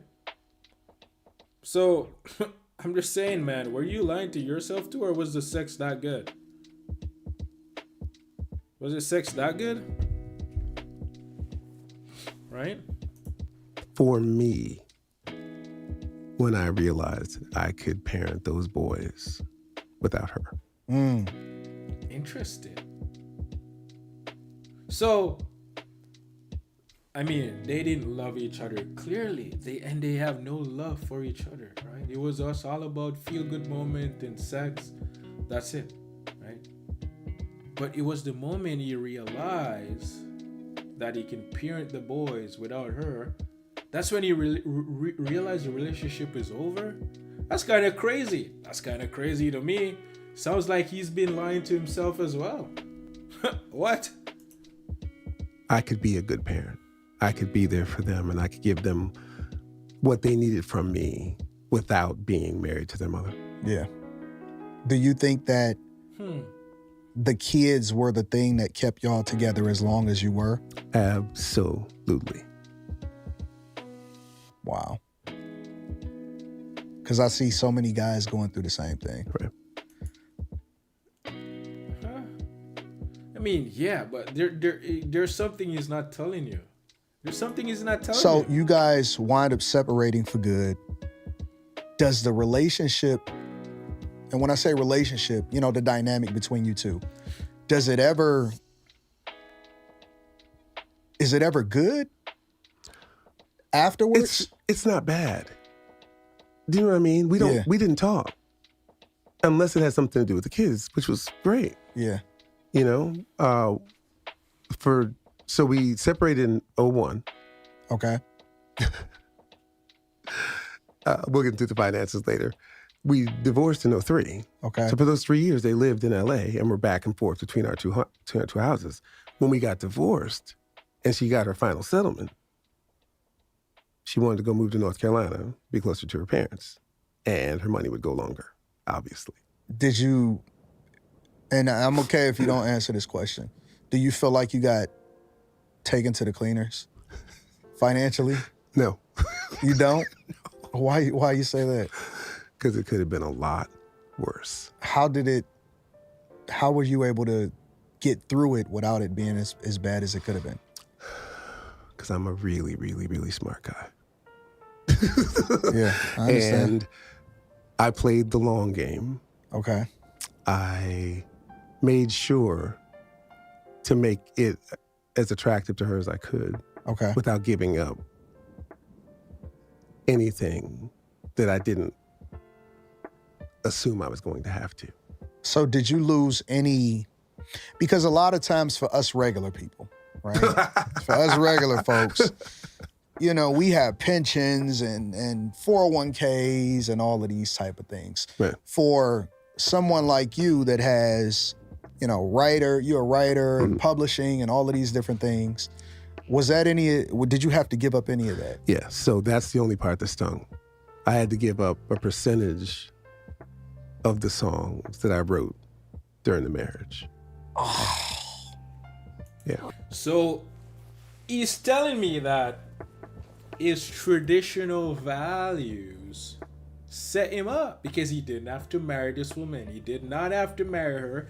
He could have, you know, take care of his kids, give the kid money every month, whatever, and be there for the kid. But because he got married to her, things got even worse. I mean, it could be worse than how it turned out, but your church and your family values and traditions set you up, man. Society back in the day, when it comes to wedlock, which you shouldn't have kids out of wedlock, right? But it happened, right? You know you guys weren't right for each other, but because you don't want to get shame and told these things, you went and get married, all under the pretense of God and church and Jesus and da da da. But you already did it out of wedlock in the first place. Like, what are you gonna do now, right? When I got married, and now you find yourself in this mercury. Where do you go? Mockery of water. Crazy. Really? Yeah. Yeah. That hurt. That hurt because I wrote those. Yeah. I wrote that. But at the same time, she could have taken the house. Mm-hmm. She could have taken the other property. So ultimately, I can write more songs. Right, right. But those ones, those big hits, now you say we should have separated earlier. We should have separated in 95 for good. Yeah. Because that. Buddy, you shouldn't even have got married in the first place. Anytime back at one superhero. What a mess. The part of the deal. But, what I thought at the time was crazy. And of course, there's the double dip. You're getting spousal and child support and a piece of these. So, the revenue that I would be using to pay those, now you're getting a piece of that too. So wait a minute. You had to pay spousal support. Mm-hmm. You had to pay child support. Mm-hmm. And you had to give up a percentage of your songs. Yeah. That's crazy. That's crazy. But you know what? This is what you males want. You want a female in your life. You want a woman that's going to be there for you. And she's going to lie to you and tell you all of these things you want to hear just so she can be in your life, just so she can take advantage of you and use you for her own selfish reasons. And you think, oh my God, she loves you. Women can't love, bro. Where do they get love from to give? Where does a woman get love from to give? I would love to know. It's definitely not love, because love wouldn't turn out to be crazy, angry hate in the end of a relationship. Where's the love in that? Tell me. That's crazy. Oh Yeah. my God. I don't know how you feel like you got ahead then. That's what part I'm trying to figure out. You know something Is we it don't. just because she could have took more? Yep. Yep, that's the reason In California, it starts at 50. 50%. It starts at 50? At least then it started at 50, and then they start seeing what else they can take. So that wasn't anywhere near 50% of what I was worth. Yeah. So I felt like, Those are still your babies, though. They are my babies. They are. But I couldn't, once I write them, they actually belong to the public. Yeah. From that perspective, from a sentimental standpoint. And because there was no emotional currency in those songs, it was really just how I funded my lifestyle necessarily. Yeah. And even when I say that, people get mad. You mean to tell me that wasn't written for someone? Like, no. The whole point of me learning to write songs was, if I'm waiting on emotional currency, I'm gonna get writer's block, because nobody can live that much. I have 20 albums. Yeah. In the relatively short period of time. So I just write. I'm a product of every environment that I'm in. And it wasn't until I met my wife, Leilani, that I actually started, I started actually using emotional currency. Bro, I mean, listen, man, you can make, I'm not here to make money. I'm not here to sell you a dream. I'm not here to even make you feel good about yourself. And I'm not here to make you feel bad about yourself. But listen, if I wanted to blow this channel up or make money and, get a lot of views, I could just lie to you. Because emotion sells. Emotions sells, because people want to relate. People want to be able to say, oh, I feel your pain. I don't know how you can feel someone else's pain, but man, those people are crazy. That's what it's telling me, right? They want to feel your pain. They want to, I mean, I guess you can have the same experience as someone went through a trauma in their life, are going through a battle with your wife over divorce and all those things, right? Those things are off the world now because, you know, you've been set up from childhood, from birth, from also from society to get a wife, marry, have kids. That's gonna make you happy. But look at this guy's story. He's actually unhappy when it came to the point of having all of those things, right? It's a setup. So all those emotional things and make you feel some type of way. I mean, I can do that. But what's the point in lying to you just so I can get views and make money and build something? No, I actually want you to see where I'm coming from, and for you to not be trapped by these emotional songs that these people sing and get you to identify with their emotions so you can stay in hell and misery with them. So even though they're making all of these money, they're miserable, right? And I'm pretty sure we're gonna get there at some point in this clip. It's gonna at some point it's gonna touch on it, right? So I want you guys to not worship the creator's creation, but find the creator himself, because he's the one you want to give all your depression, your emotions to, so he can take them away from you and separate you from evil so you're not with evil anymore, right? That's the purpose of this channel, not to be out here lying to you till you go find a woman, and when you find a woman, you think you're happy, but at some point you're gonna become unhappy because you guys are gonna fight for feelings that you had in the beginning of the relationship. When she stops treating you how she's treating you in the beginning, or you stop doing it accumulated to her feelings, you both are gonna start fighting for control over each other, and it's gonna become a mess, right? I'm not here for that. That's evil. God is not in that relationship. You in that relationship, you have made the woman your God, and the woman have made the man her God. Like, what? That's ridiculous, right? As the fuel for the songs that I write. What year did you meet your current wife, and how did you guys Here meet? we go. So we met in 2012, and my wife was on hiatus from... So this was 10 years after Hiatus from what? Let him finish, man. Like, what? I want to hear this. you had already gotten divorced. I've been divorced 22 years. Wow, okay. 22 years. So this was 10 years. But we didn't start dating yet. When I met Leilani, she was like, I'll tell you the most incredible story. I met her at a fitness convention. I had invested in a fitness product with a buddy of mine. And she was signing calendars for Maxim. Okay. When Maxim was a thing. Yep, right? I remember. I'm on the aisle with this fitness glove. She comes walking. What does his new wife looks like? Let's pull up a photo so the audience can see what's happening.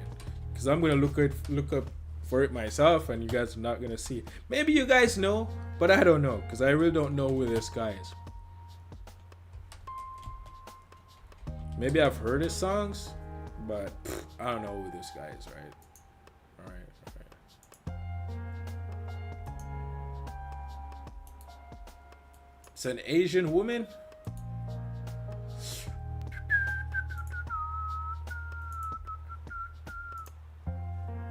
Okay. How does it look over here?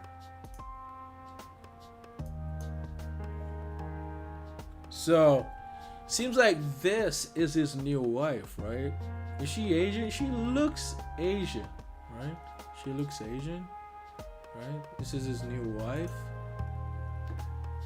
Who is this guy? I don't know who that is. That's when she was pregnant. Okay. Just giving her love. Okay. Ooh. This is not good. This is not good, buddy. This is not good. That's not good at all. Look at the metric here. She's leaning away. She's pulling him in. Come into my world. Brian McKnight, come into my world. when she should be coming into your world, right? It's kind of crazy, right?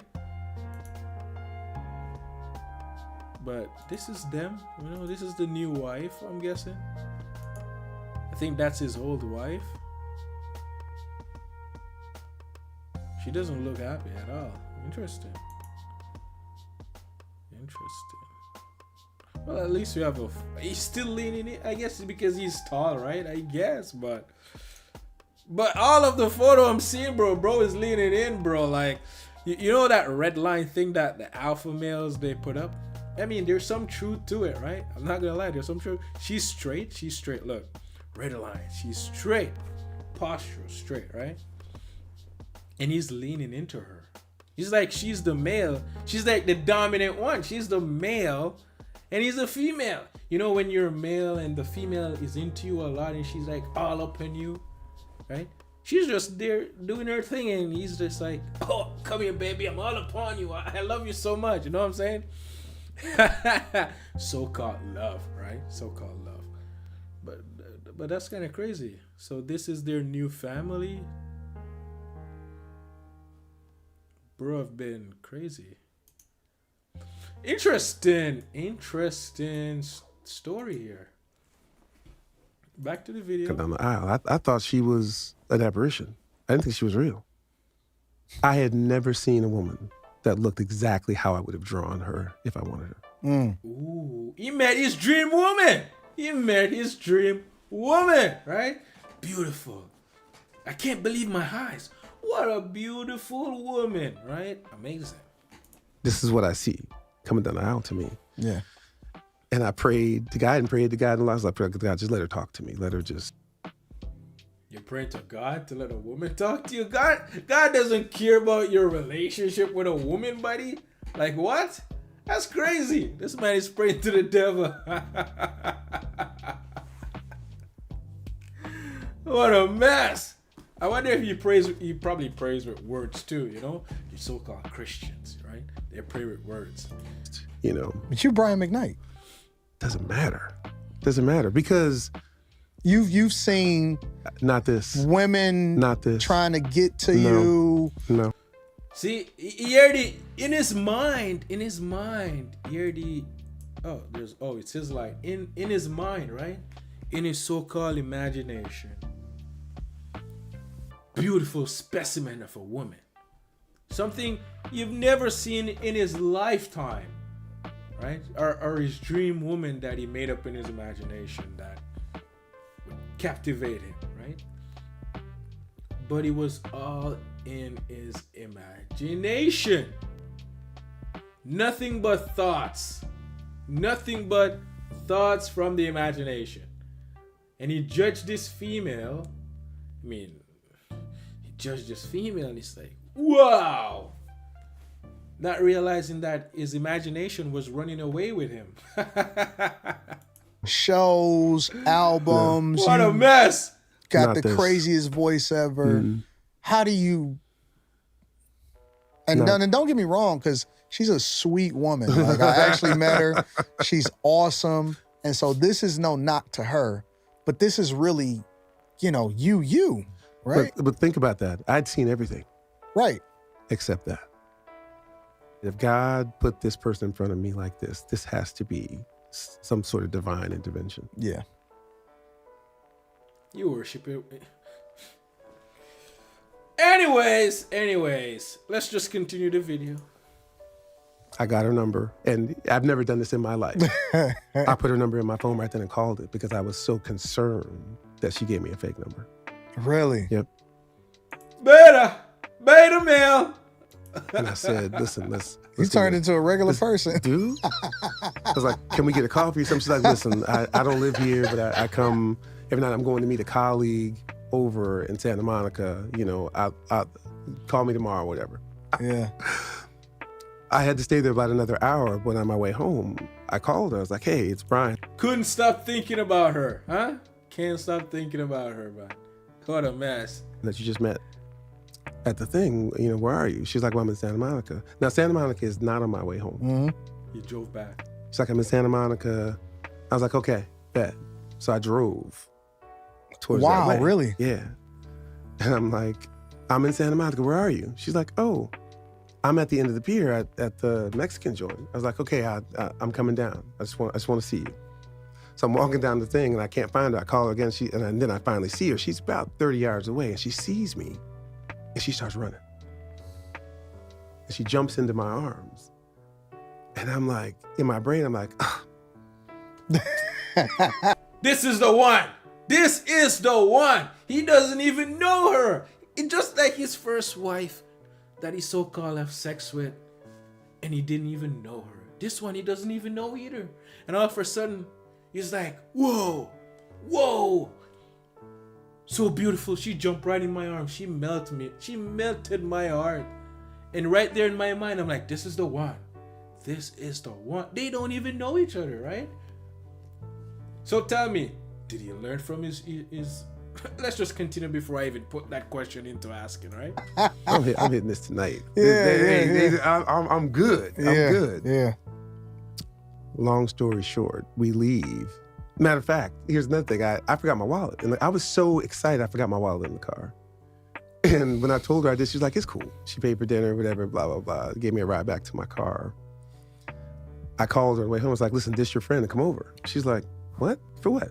I was like, just come over. She's like, listen, I got to fly back to Seattle tomorrow. She lived in Seattle at the time. And, I come back to LA every now and then, we'll get together. Next day, Anton, I got a flight to Seattle. Oh! Is Anton Daniels gonna be a good friend here? Is he actually gonna be a good friend? Because guess what? You're only good friends when you only say nice things to your friend and you don't correct them and tell them the truth. Is he actually gonna be a good friend and say, buddy, you messed up. You're chasing after a woman. You're chasing after the woman. You don't even know her and you're booking flight to Seattle to go see her the next day. She controls you, buddy. You've made her your god. And the devil is working through her. I'm on my way to the airport. I'm calling her. Let's see if he's going to be a good friend here. Her assistant tells her, listen, this guy Brian has been calling all day. So she... Oh, Lord. Oh, no. All day? What? Where's this song? I'm definitely going to get copyrighted for it. I'm definitely going to get copyright for this song. YouTube. But guess what? I'm going to just play it so I can remember some of the lyrics and sing it to you guys. But hold on. Hold the phone. Jack is on the line. Hold the phone. Oh, hold on.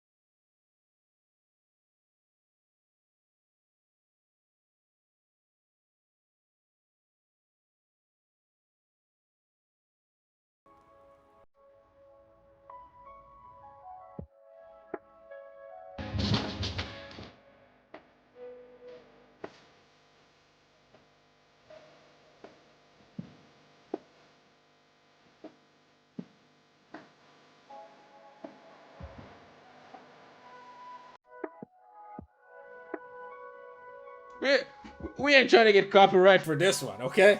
I just want to play a little bit of that song. That song is crazy, right?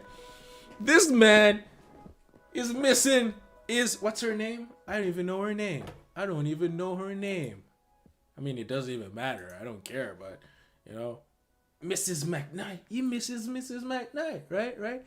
He's like, baby, when are you coming back? I'm missing you. My arm is missing you. My lips are missing you. When are you coming back, right? All imagination. This man can't even focus anymore. The imagination is running away with him. Right? Which is crazy. Hands at the phone. She's like, what's wrong? What's wrong? She's like, I was like, I'll tell you, I'm on my way to Seattle. And verbatim, she said, like, listen, if you are coming up here to have sex with me, save your time and your money. Is that what she said? That is literally what she said.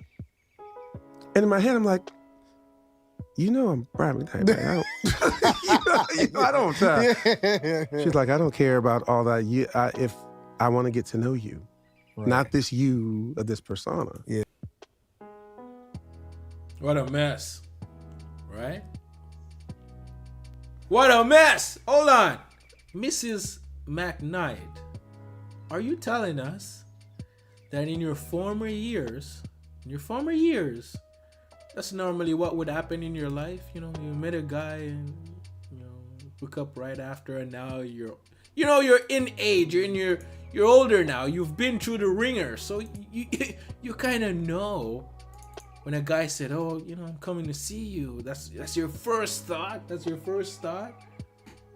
That tells me a lot, right? Yeah. I want to get to know you, and that was the beginning of this whirlwind of romance. Oh my gosh, she just completely took you over. But I can. Is Auntie Daniels telling me that, Birdie, you simp for this woman? Is that what? Is he telling him to his face? But, you know, not, I mean, directly, but is he understanding what's happening here, right? Being authentic. We dated, and you know, she came. No, he's not being real. He's not being real with his friend at all. He's not being real with his friend. Are they even friends at this point? It's like Akash and what's that guy named Andrew Schultz or whatever his name is, right? First time she stayed at my house, right? She goes into the bathroom to change her clothes to get ready for bed. Yeah. I'm like, okay, finally. This is like a year later. Really? Like, finally, she's coming over. She's in the. Anton, she came out of the bathroom. What? So hold on. I think we miss a lot there, right? We definitely missed a lot. So you're telling me it's her first time coming over to your place, but you have been to her place a lot? Is that, and you traveled to see her a lot, but it's the first time? Has she ever traveled to see you? Has she ever traveled to come to your area and see you? Or you're always the one traveling to go see her? And are you the one that normally go to her place? And it's the first time she's coming over to your place? Like, what's happening here? We're missing some part of this story, man. Like, what? Bathroom with what looked like a scuba suit on. All the way up to here, all the way down to there. I almost want to ask her what was she thinking. She gets in she doesn't get in the bed. She just lays on top of the covers and says goodnight. Wow. Trauma. Ridiculous. It's a ridiculous story. Wow. Now the whole night I'm sitting there like, well, do I try? If I try, do I do? Yeah. And that's, you know, that was sort of our relationship. And then, you know, 2 years later, we actually started dating for real. Wow. Yeah. And then you got married. You guys married when? In 2017. So you have been married. Bro, there's so many backstory missing here. It's ridiculous. I wonder if they're gonna go in these backstories. 8 years. Yeah, coming up 8 years this December. What is it like being married to the person that you feel like if you would have drawn them, this is who they would have been? I wish I would have been a virgin when we met. Really? I absolutely do. Because that's how I feel. I don't remember what life was like before. Yeah.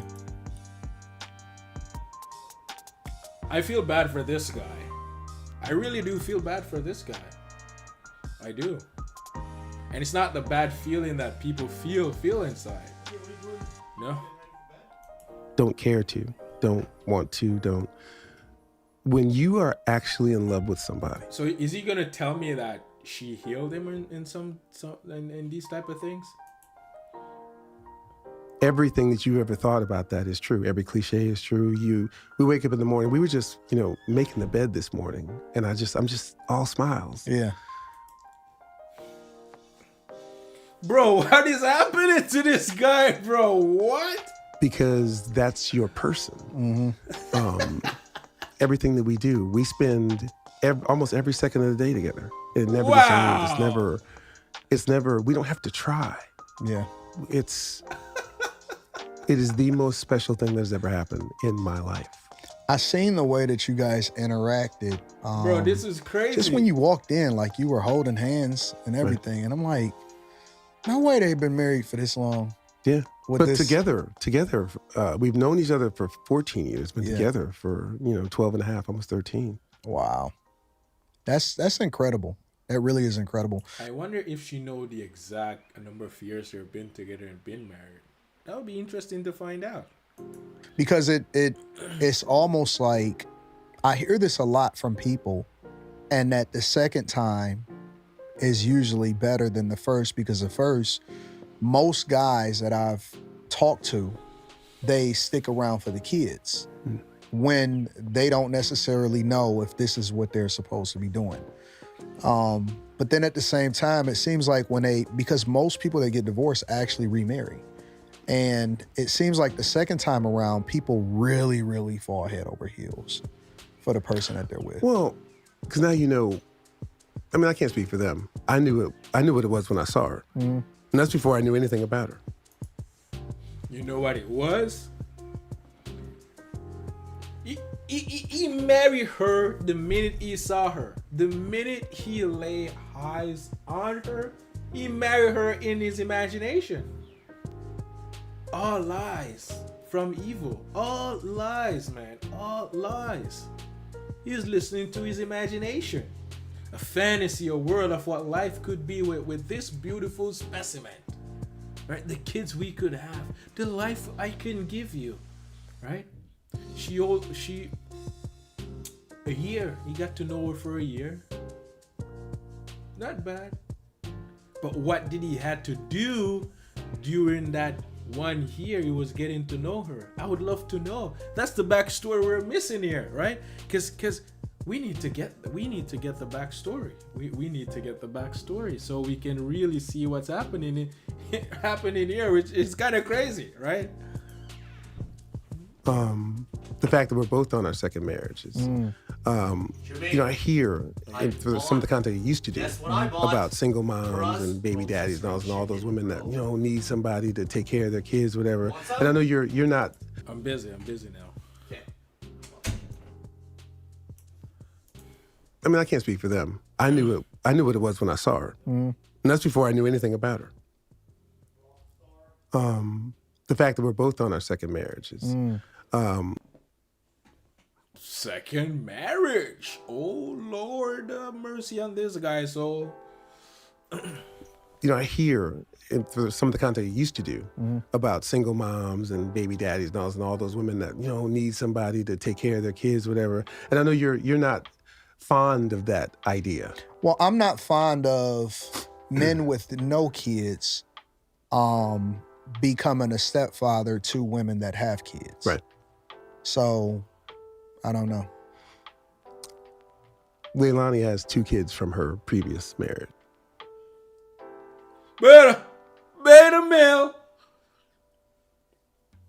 This is ridiculous. It's ridiculous. This is ridiculous.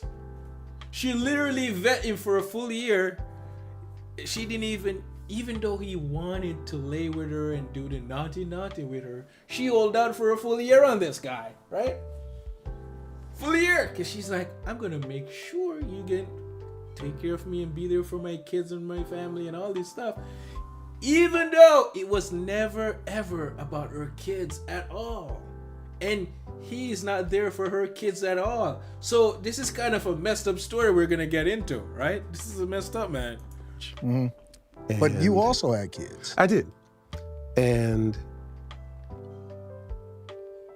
the very first time we spent any time together, I saw the most well-behaved, most respectful kids I've ever seen in my life. Why do you think that is? Because she's their mother. So what does that even mean, because she's their mother? Give us an example. Like, what are you talking about here, buddy? This is ridiculous. So do you believe that the children culturally that we see today and operating, that they're a direct reflection of their mother? The person that they spend the majority of their time with. Whoever they spend the majority of their time with is going to be who they're the reflection of. Yeah. For sure.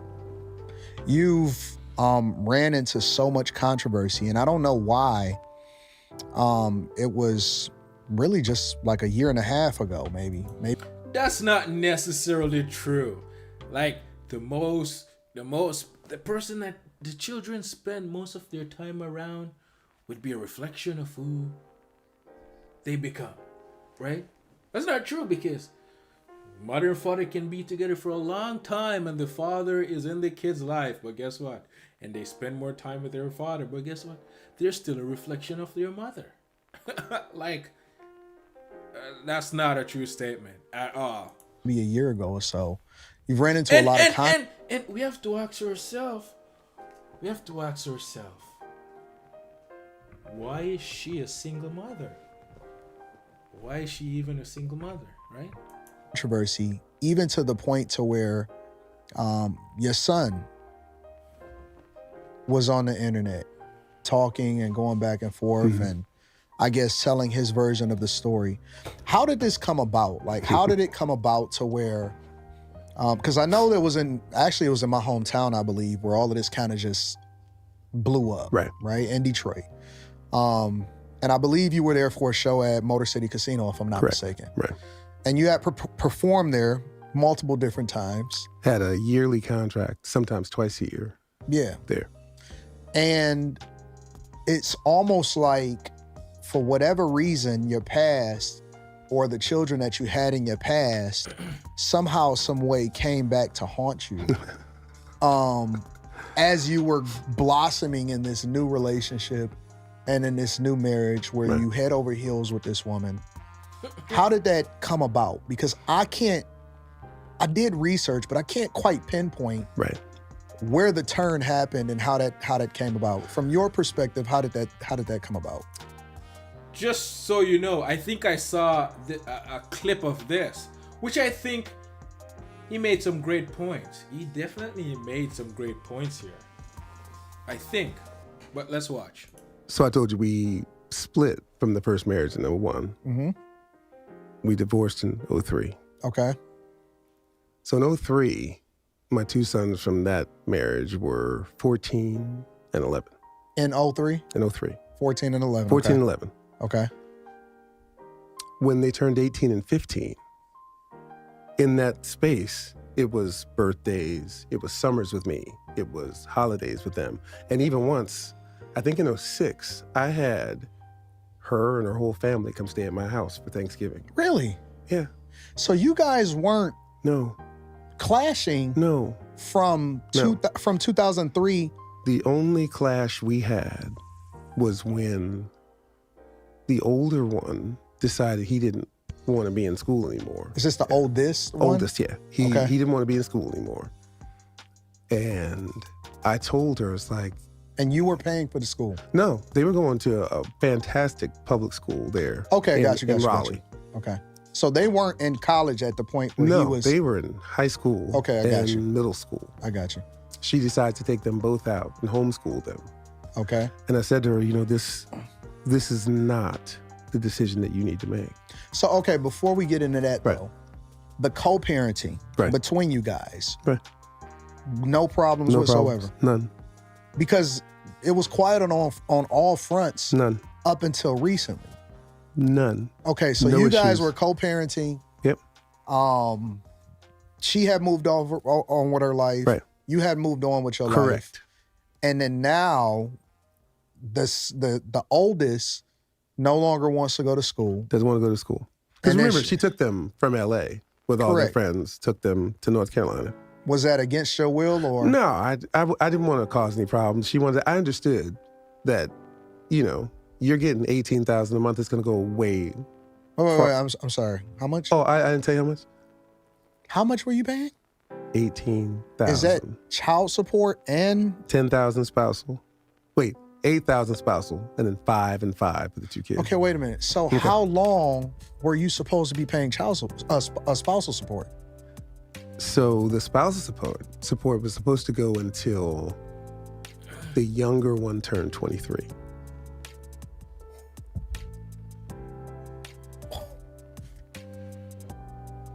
$8,000 a month until the younger one turned 23 years Right. old? Yeah.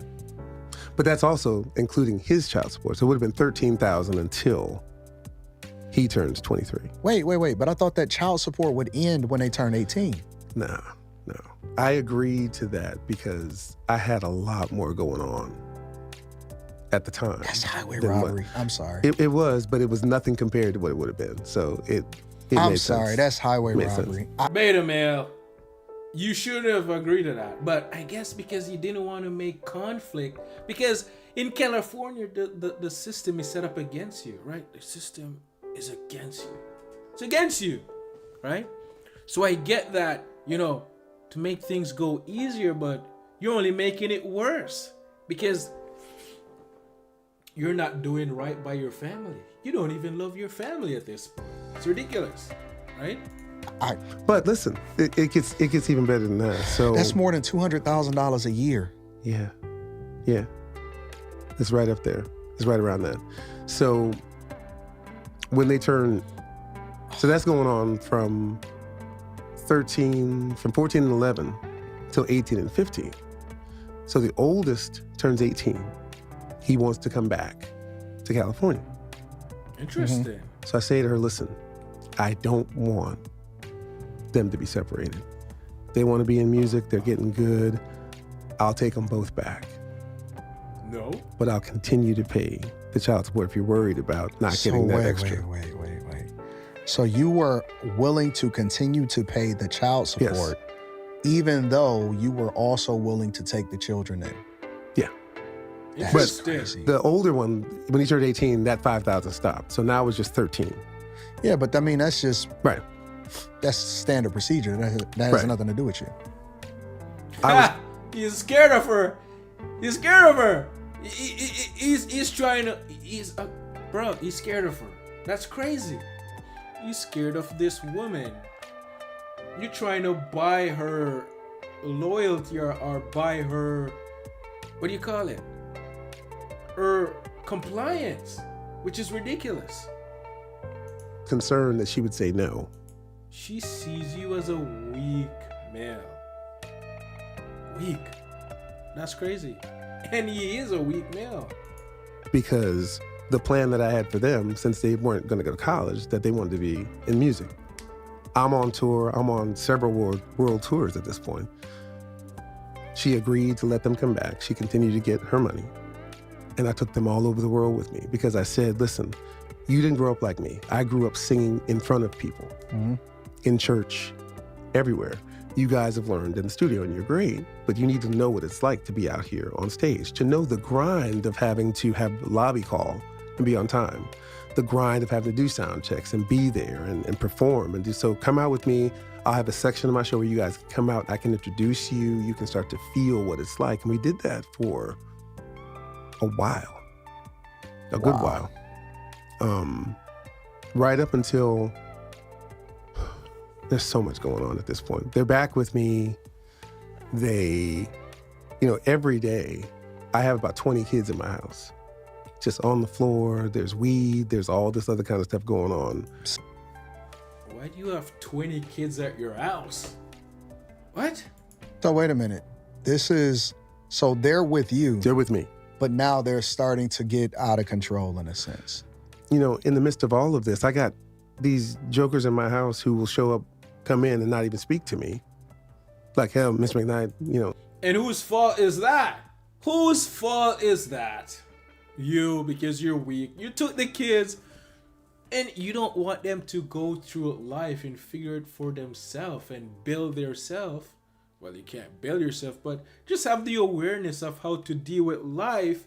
You wanted them to get the easy way out. And you did this to your own kids. That's ridiculous. And I bet when you throw them out or tell them they can't do this, they get mad at him. That's crazy. This is crazy. Thank you for having us or anything like that. It's like, it's crazy. Yeah. The things that are going on. Both of their girlfriends are living at the house, along with all these other people who are just, sleeping on the floor, sleeping, So they're living like rock stars. Oh, yeah, completely. Because when I'm gone, my cars are there. My bikes are there. Everything, Because you're on tour. I got to lock everything down. I got to remember, because but they all have their own cars. That's the other thing. We'll get into that in a minute, but things just started getting out of control. So we did a tour where it's my brother from Take Six, my two boys, and myself.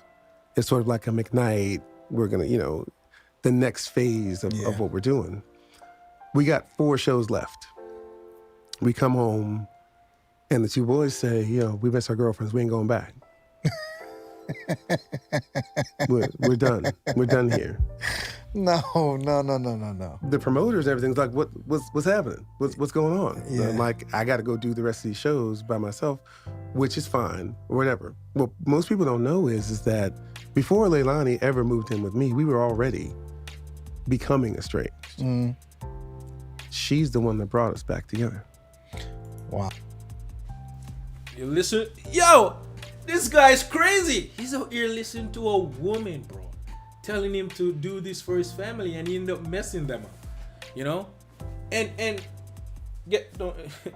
he has no love for his kids, bro, which is kind of crazy, right? His ex-wife already messed his kids up.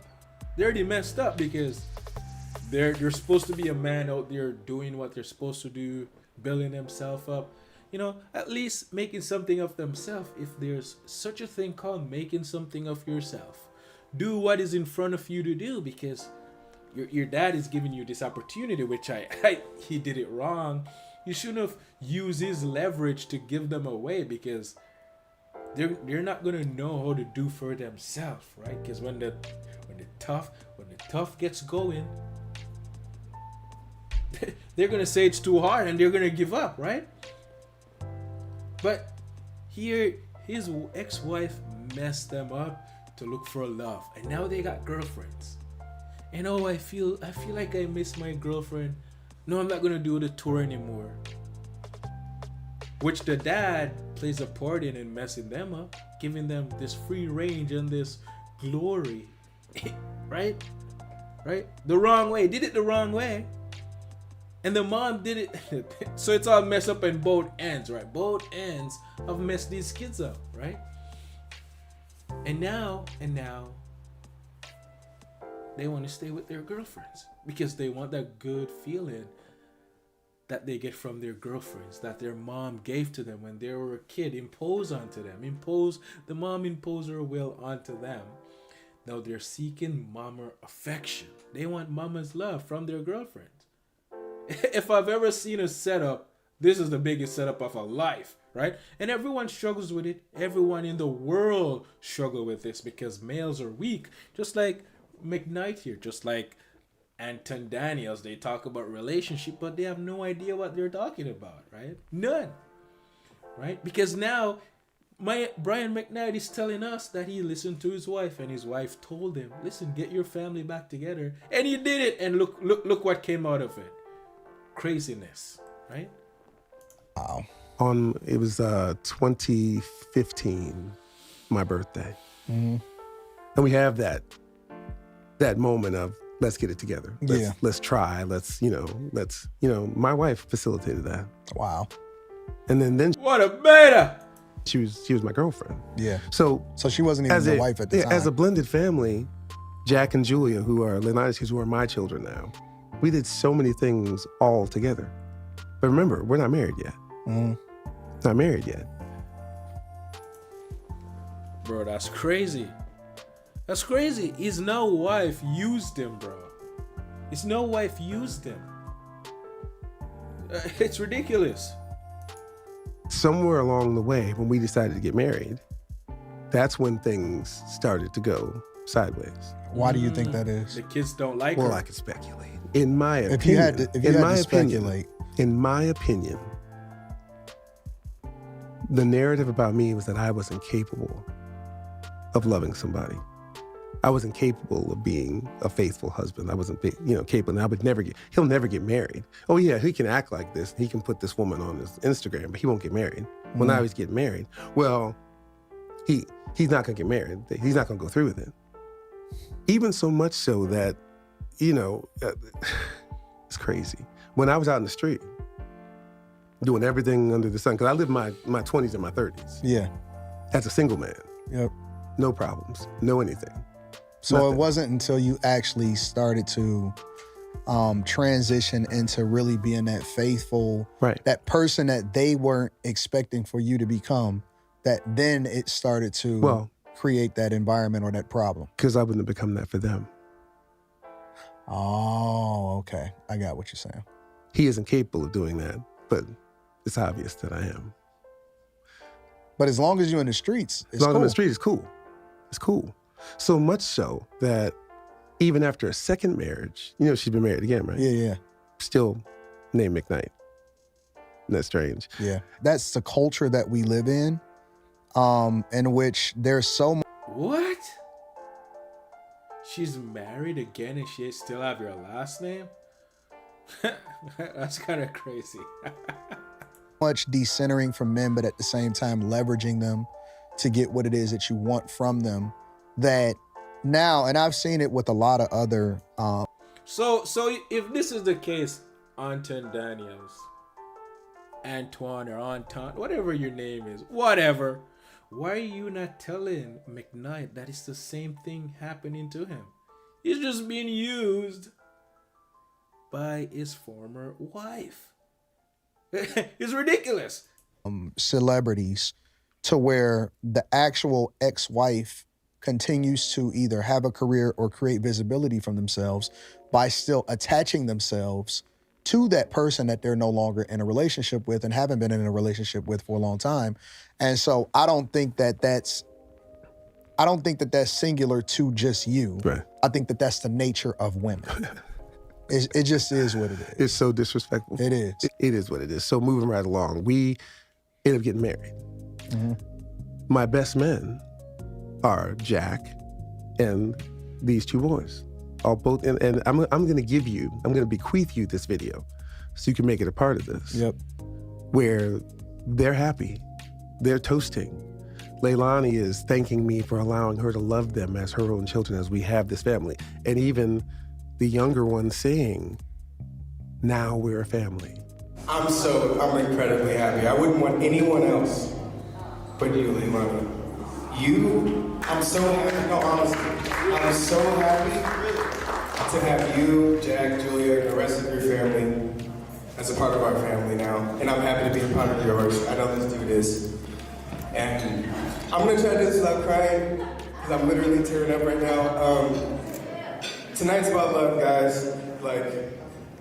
And that's really it. So I wanna lift my glass with all of you guys right now, everyone. If you got water, orange juice, lean, whatever you got in there, hold it up. And we're gonna toast to the fact that two people sealed the love that they have for each other. They invited us all to be here. Every one of us in this room. Fast forward to 2 years later. Now I gotta stop. So I missed something, and this is very, very important. I really need you to hear me on this one. On or about 2015, the oldest son has children of his own. Now, when That's crazy. That's crazy. That is crazy. he had the first one, More than one. when he had the first one, the woman that he had the children with went on, I think, welfare or something. Now, what I didn't know is when you get that assistance that you're accruing as the father, Yeah. you got to pay Because this back. they're gonna come back and They're get gonna come that. back and get it. Yeah. His last address after I had moved them out of my house because I couldn't take the weed smoke and all that. But I told him, listen, here's an apartment. It's brand new. I'm gonna pay for it for a year. What a weak father, bro. What a weak father. This is ridiculous. No wonder his sons are so weak too, bro. That's crazy. While y'all get yourselves together. You are now 25. He needs to go. See, the father set them up to fail, bro. Just like the mother set them up to fail with women. The father should be showing them about life. He's setting them up to fail at life. He's literally setting them up to fail at life because he's going to stop helping them and then they're going to turn on him. It's crazy. And 22, 25, or 24 and 21. So you were still trying to help them to become the men that they were supposed to be. Right. Even though they How? were fully grown How? adults. Fully at grown this adults. How? How is he going to do that? How? Sway, you don't got the answer, Sway. How? How? By doing it for them? Ridiculous. Ridiculous. point. 24 and 21, here's your place. Now all your friends come over there. Be creative. You have all these people staying with you. Have them pay some rent. $100 here, whatever, whatever you have to do while you guys can get your music off the ground. They had produced a record at my house. It was out. It was doing well. My whole team put them Yeah. at the Roxy on Sunset. Yep. They start doing live gigs. Not 50 people showed up the first time. The second one, maybe 75, 100 people showed up. It's going too slow. They quit. Quit. Here's this apartment. Buddy, they quit because you set them up to fail. You took them on tour, this giant audience that you have. You presented them this giant audience. And they think, oh, listen, we're McKnight. We're supposed to have big audience like our father. You set them up to fail. You taking no responsibility. But you take no responsibility for setting your sons up, bro, to fail. You did that to them. You set your sons up to fail. Because they have this pre-notion, this imaginary life in their head that you gave them that they can't do for themselves. And you give it to them. And because they're doing for themselves now, which they don't know how to go through, if there's any such thing called as hardship, I'll speak. I'm gonna talk of what's in the world now, right? I'm gonna speak in the world now, right? They have no understanding of hardship and how to build for themselves to get out of what they're in and to overcome. They if there's such a thing called hardship, right? They can't fathom it because everything was always handed to them by their mother or by their father. So of course they're working in something in their life and it's not going the way they think, or this imagination of how they think it should go or how the outcome should be. They judge themselves. No, they hate themselves. No, the thought is telling them to give up, and they're giving up because you set them up. You set them up. You're not even a father, buddy. I'm just being honest. You're not even a father. And if I was the one doing this interview with you, I'll tell it to your face. Because you're weak. I'm gonna pay for everything, but get your life together. Figure out what you're gonna do. Mm-hmm. You have this much time. A year passes. They still haven't done it. I said, okay, I'll do another year. Wow. Here's your second year. Weak. They see him as a weak father, bro, and you're using him. What a mess. They're 26 at this point and 27 years old at this point.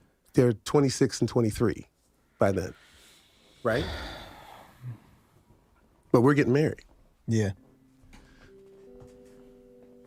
I'm leaving to go out of the country. Listen, I'm not even going to do it. I'm not going to listen to no thoughts.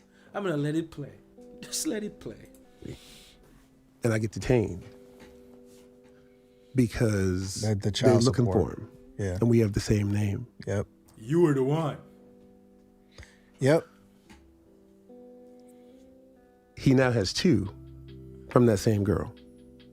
And Leilani and I and her mother, we had sat them down and said, listen, what are y'all gonna do? You gotta get together. Well, she says to me, well, he told me you were gonna pay for everything. As a grown man? When the second one comes, he comes and tells me that he just happened to be over there and she raped him. And I'm like, what? What is happening? This is where we are now? Yeah. So we go ahead and get married in a fairy tale ceremony. I'm gonna give you all the videos so you can see it. Bro, this family is a mess. About Oh, Lord. 6 months later, the oldest calls me. He's like, listen, I don't have a place to stay. Can me and my new girlfriend come live with y'all for a while? Both of them? Mm-hmm. So this isn't even the original girl? No. Wow. As a father, I had to put my foot down because if I give in to this again, Yeah. I said, no, you're going to have to figure this out. Finally, he's learning. Finally, he's waking up a little bit. He's able to see just a little bit. Right? And the sons are doing exactly what the father is doing and what the mother is doing. They set no great example for their kids. None whatsoever. It's ridiculous. Now, But guess what? They're old enough now to overcome their parents and overcome the evil, right? The parents are not responsible for them anymore. But they have been set up. Now it's for you to unset up yourself, right? It's crazy. 26, 27 years old, you got these two kids you're not taking care of. Yeah. You got this woman who now he has another baby with. Now, So he a three. two-time baby daddy. So he's got this, and it's not about the baby daddy. And I'm just, that's it's just about, what it is. It's just you got what to it is. take care of your Yeah. business. I'm not here to take care of, I got my own stuff I got to deal with. Yeah. Take care of it. So now he's having to deal with things on his own. Here it comes. And that's when, Here it in comes. 2019, when we decided to leave LA, Mm-hmm. he goes on his Instagram and tells everyone that he was abandoned, that I abandoned him and his brother. Abandoned. Where is the love, bro? Where is the love, bro? Yeah. And let me say What this. a mess. I just have to say this because I was having a conversation and a girl overheard, and I said, "Yeah, I'm gonna go talk to Brian McKnight, and I want to get his perspective and his words." And the girl was like, "No, because he abandoned his kid." Bro. And I'm like, "Wait a minute, you don't even know. You going based off of do you not want to hear it from all sides first before you come to this conclusion?" But see, this is why guys are so bitter. And this is my opinion. I know I'm interviewing you, but this is my opinion. This is why guys are so bitter, because anybody can spin a narrative and then it completely, try to ruin your reputation that you've spent a lifetime building. And instead of us having these grown men hold themselves accountable and take care of their business and take care of their kids, now they basically are baby boy. It's baby boy. It's literally baby boy all over again. And it aggravates me because they've benefited from you but haven't really lived up to any expectations whatsoever. None. That bothers me. It really does bother me. So he goes on Instagram and basically says all of this crazy stuff. Yep. I'm in the air flying to Guam. I got a show. Yeah. I land and my phone blows up. Yeah. My wife is like, look at this. What is this? Too many times. Anytime you listen to the woman, you shall suffer for it. You shall suffer for it. You listen to his no so-called wife to do this, and look how it slapped him in the face, right? They showed up at her office That's after crazy. I told them no. That's crazy. And my wife. But also, we have to touch on McKnight here, right? Listen, you are not right. You are not right, and the reason why you're not right, and we're gonna lay this groundwork down. It's like a foundation to build a house. It's like Peter the rock, where God is gonna build his foundation on, right? You were with your former ex-wife, broke up, you have 2 kids with them. You didn't even go and search for what was right in the first place. But guess what? You went and you searched for another woman, right? You searched for another woman. You didn't work on yourself. So when your kids come of age and they come around and come back in your life, you weren't even a role model for them. You were not. You were not a good father for them. And we have to take that into responsibility here. We have to take some responsibility here, because you went and you married another woman. You went and got another family. There's no love with you going to be with a single mother. You have no love for her kids, because those kids hate you. I can tell you they hate you. And these kids that you have, they have no love for you. They just wanted to use you, just like how the female that you're now married to wants to use you to benefit her kids. And her kids hate you. And now your own kids hate you. Well, they already hate you because of their mother. But you yourself have no love for them.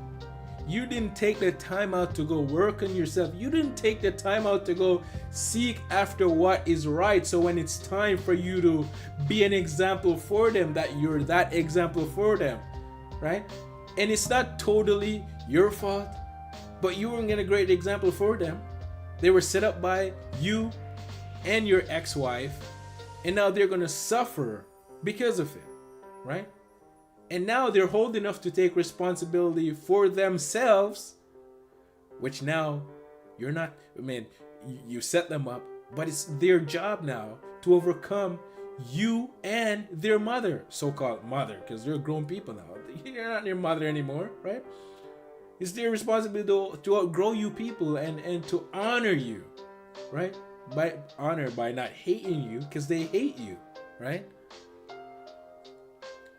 Which is ridiculous. This is just a ridiculous family mess that two-person get-together created, and then they went and created another mess of a split family, and then they try to merge their family together. It will never work, because the kids are going to think you choose the new family over them, which you kind of did, because you weren't right for them, right? You did, because those family that you choose now, you only choose it because of the woman. You're so infatuated in love with this woman that you can't even see that you're in hell. You think you're living, but you're actually dying. You're dying, buddy. Because she controls you. You have made her your God. You worship her. And you can't defy her, because if you defy her, all hell break loose. You have to pander to her feelings all the time. You have to pander to her suggestion. Like she suggests, oh, get the entire family, get you other boys to come over. You get them to come over, and guess what? You weren't ready for them. They start smoking weed. You put them in front of these people. You try to help them in their life, but you only make their life worse. So you have to take some responsibility here, buddy. Like what? You're blaming everything around you except looking within, right? You talk about competing with yourself. What self? What self? That same self you're competing with is causing a lot of problems. This is crazy. Wife gave them whatever they wanted out of her money. Yeah. I mean, it's our money, but Yeah, I understand. out of her money, because she.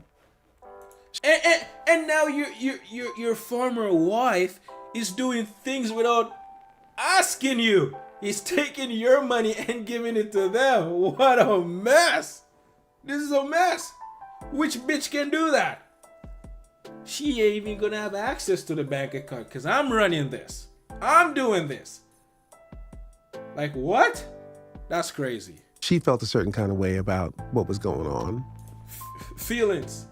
She's controlled by her emotions. She's judging. She's one with evil. You married the devil's daughter. And I told you, McKnight, I'm already telling you this. That relationship with this woman will not end well for you. She may not leave you, because you guys are old now. But if she does, man, this guy's not happy. He's not happy with this new woman at all. She's doing stuff without even talking to this guy first. Like what? And she wanted to help them. She had offered them to get them jobs. Yeah. They didn't want to pass there's no way they were going to pass the drug test. I don't think that they wanted jobs, though. They just wanted to live off you. Yeah, You daddy, I mean, you got to take care of them for the rest of your life, apparently. So where does the clash happen between you and your ex-wife to where ultimately it leads to defamation?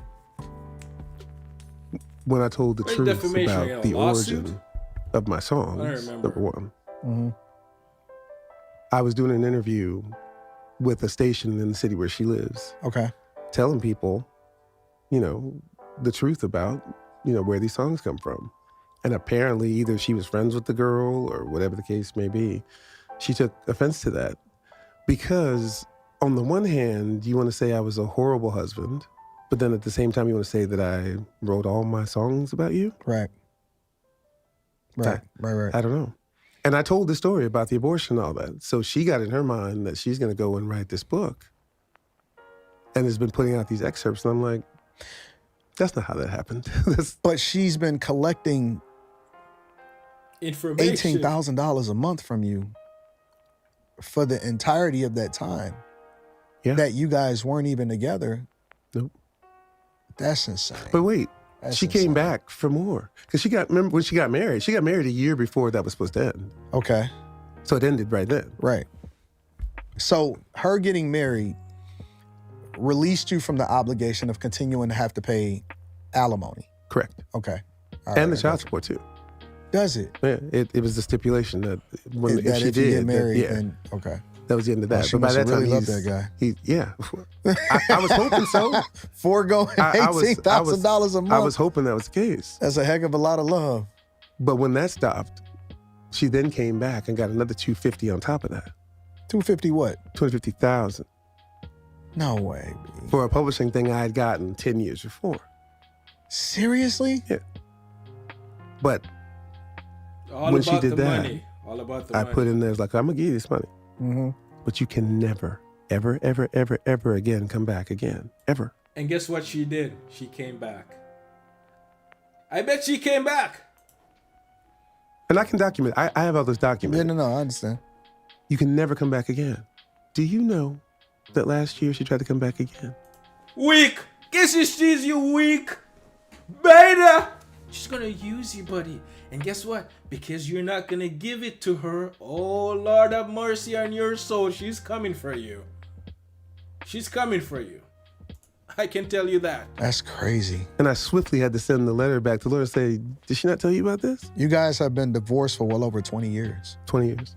So how does she continue to be able to come back to the well? Well, she tried. And I think she may have been entitled to some of that money in 2013 or 14, whatever that was. Right. But that was the end of it. Yeah. That was the end. I gladly gave it. I'm like, will this get you, will this end this? Yeah. It's always about money, Anton. So Always. then at some point you This guy's weak. He's weak. If I ever see a beta before, this is one of them. And his friend is up here not telling him that he's weak. Not only is weak to his former ex-wife, he's weak to his new wife, which is crazy. And you know what they say? Oh, here we are, young man. We're old and we're experienced. Get knowledge and learn from us. And they keep repeating the same mistakes. And they have no idea what they're talking about. Just a bunch of intellectual people up here trying to learn from their experience. They accumulate all of this knowledge, and they try to think their way out of situations. But guess what? You're only gonna think your way into another situation, all because you listen to thoughts and imagination. All because of that, because you're not able to see the truth. Because you're separated from God and you're serving evil. You're serving the devil. You're eating from the tree of knowledge. You think you know good from evil. When all you know is evil. You may think you know good, but the only thing is good is God. And you don't know him. You have no idea where or what he is. If he slapped you in the face, you wouldn't even know that it's God. You'd probably crucify him to this day if he was here telling you, buddy, what you did is messed up. If I was there and I'm going to tell you the truth, you probably want to kill me. But all I'm seeing is the truth that the Father is now gave to me for me to see. If he have given me some talents, he have given me some gift, and I'm using them, I'm trading with them so I can multiply it, right? And I'm telling you, You're serving evil. This is ridiculous. File a This is crazy. defamation lawsuit. What is that? What is that?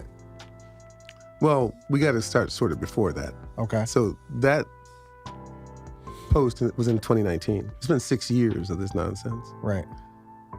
Everything that I've just told 6 you years, has been bro. 6 years because you're weak. You're so weak. It's ridiculous. sitting on my page. And that's when I said that I disowned them, because you can't try to ruin my name. Yeah. Try to ruin everything that I built and then think you're going to inherit. I think people don't understand what these terms mean. And you, somebody who's created something, understands that when you die, someone is going to inherit. Right. And who are you going to get give it to decide who those people or persons are going to be. Correct. Why in the world? And I see people say this all the time. There's nothing my children could do. I was like, I disagree. I disagree. You tried to tell people, because there are people who will say that there's nothing I can do. And that's fine. But just know you're doing I think it that based they on disagree lies. too. You're doing this based on lies. I don't believe that they believe that. That's what I did. I chose, and I've chosen who's going to inherit. Right. You can't try to ruin me and then think that you're going to inherit on top of that. So is there any possibility? Listen, man, listen. He doesn't have to give his children his inheritance. He doesn't have to. It's his right to do whatever he wants to do with his money or whatever he has. But I will have to say that he's part of he set them up to fail. He set them first by having sex out of wedlock with your former ex-wife. And she told you that she's crazy. She had an abortion when she was in high school. This is ridiculous. And I mean, if you give it to your so-called stepkids, you're saying, I'm just gonna tell you, buddy, your now wife is just using you. All she does is using you for her kids' benefit. That's all she's doing. She doesn't love you, because if you disagree with her, you're gonna argue with her. She's gonna get mad and upset at you, and she's gonna take you to the cleaners and divorce you. So you have to make her happy all the time. And it's just a cycle. You have to make your kids happy that wanted to use you. You stop making them happy because you stop paying for their things. Same thing will happen if you stop doing it for your now wife. They're gonna turn against you because they have anger, and anyone that has anger is evil. And listen, you can't make a person angry. The anger is already inside of them. They were like that before you even know them. They were like that when they were kids. And you weren't right for when they came to you for you to show them how to overcome it. You weren't right at all. And they carry that anger of their mother. They carry it. And now they're using it to judge you. They're not angry at you. They're actually angry at their mother for imposing and creating them in her own will and her own way. But because you're still controlled by your own mother, Brian McKnight, you didn't overcome it, and you weren't ready for when they came to you for you to show them how to overcome. Because you yourself haven't even done it. You're still controlled by your now wife, which is your mother. You're looking for love, feel good moments, just like how your sons end up in the same situation. They're just like you. Your sons are just like you. You're just like your father. Like, this is ridiculous. It's crazy, man. It's Reconciling, crazy.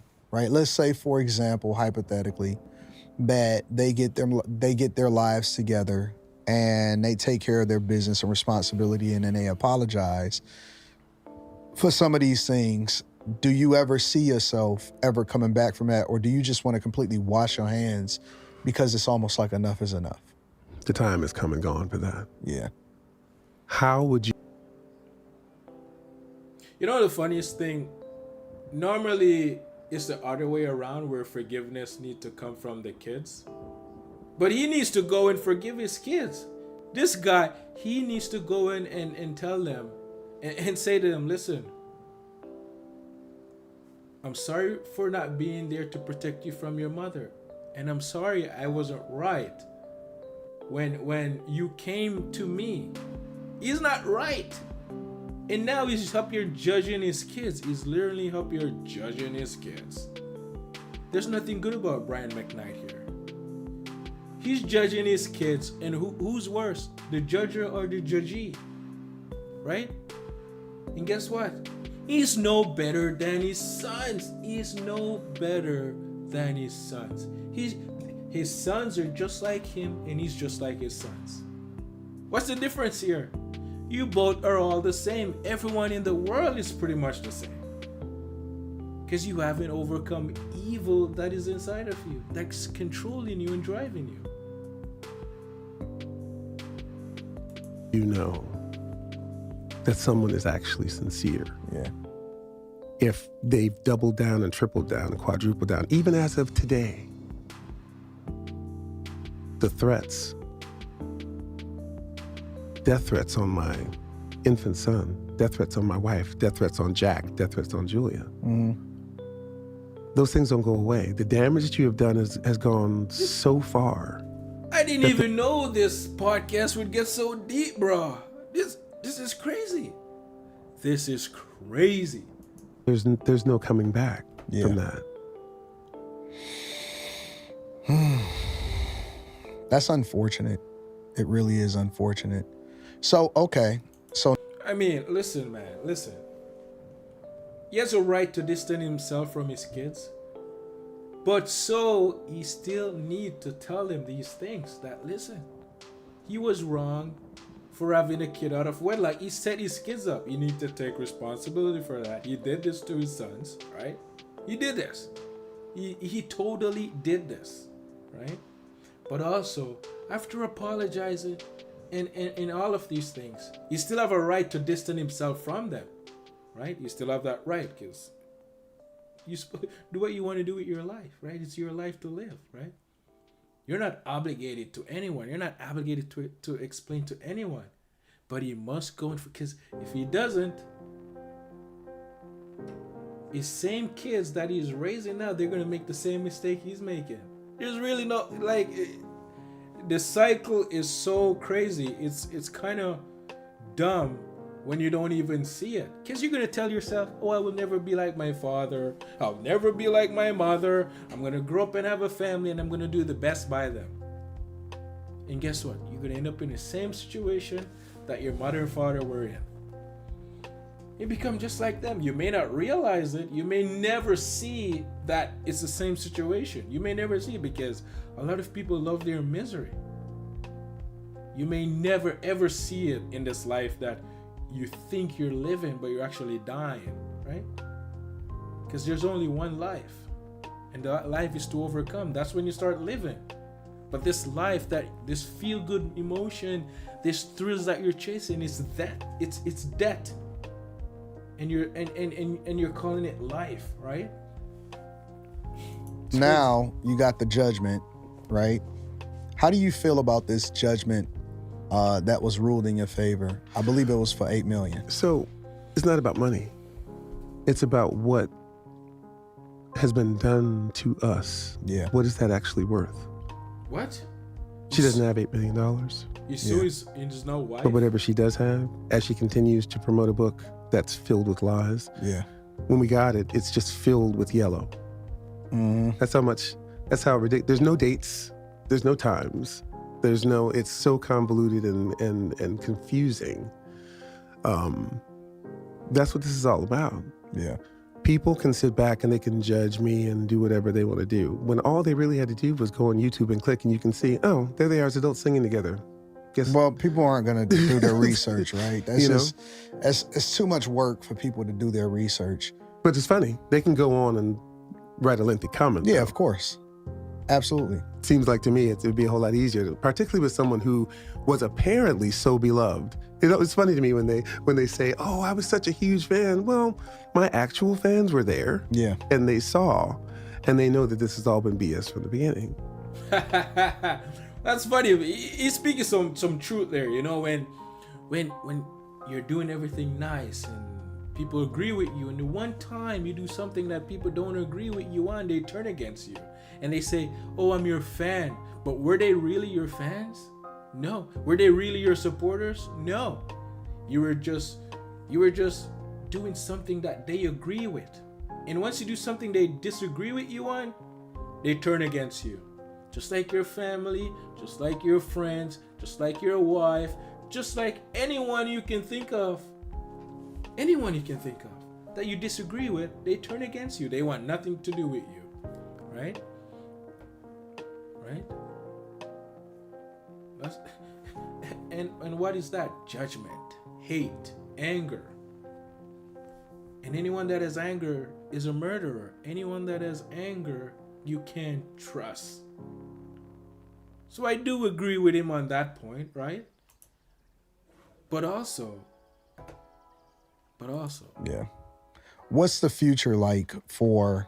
So he sued his wife for defamation, right? For lies in the books and all of these things, right? So she's like, listen, you're not giving money anymore. I'm just gonna make some money off you. Listen, that's so evil female or evil males are. That's how they are, right? That's how they are. They're just gonna use you. And you have been used from the start, buddy. And you think you're not being used now by your now wife? That's ridiculous. Brian McKnight. You think you're safe. You think you're safe. Wait. Just wait. Because you've accomplished a lot. I think that you're at the tail end of this I don't want to say persecution, but this headache that you've had to endure through for an extended period of time. What's the future like for you? Like, how do you see things playing out? Do you plan on moving again? How does this end? I got to tell you, having Junior in my life. Who's Junior's new kid? When you read in the Bible about how God puts these two people together and they're fruitful and they multiply. Yeah. I finally felt what it was like. We're just talking about fruitful and multiply. People always get that wrong, right? God put us together to be fruitful and multiply. Yes. That's not what that means, buddy. But okay. To be in love with someone, to sit down and say, God is not in your love life, bro. God, he doesn't even care about this so-called love that you're talking about. He doesn't care. God has nothing to do with that. That's ridiculous. What? Hey, let's have a baby. Yeah.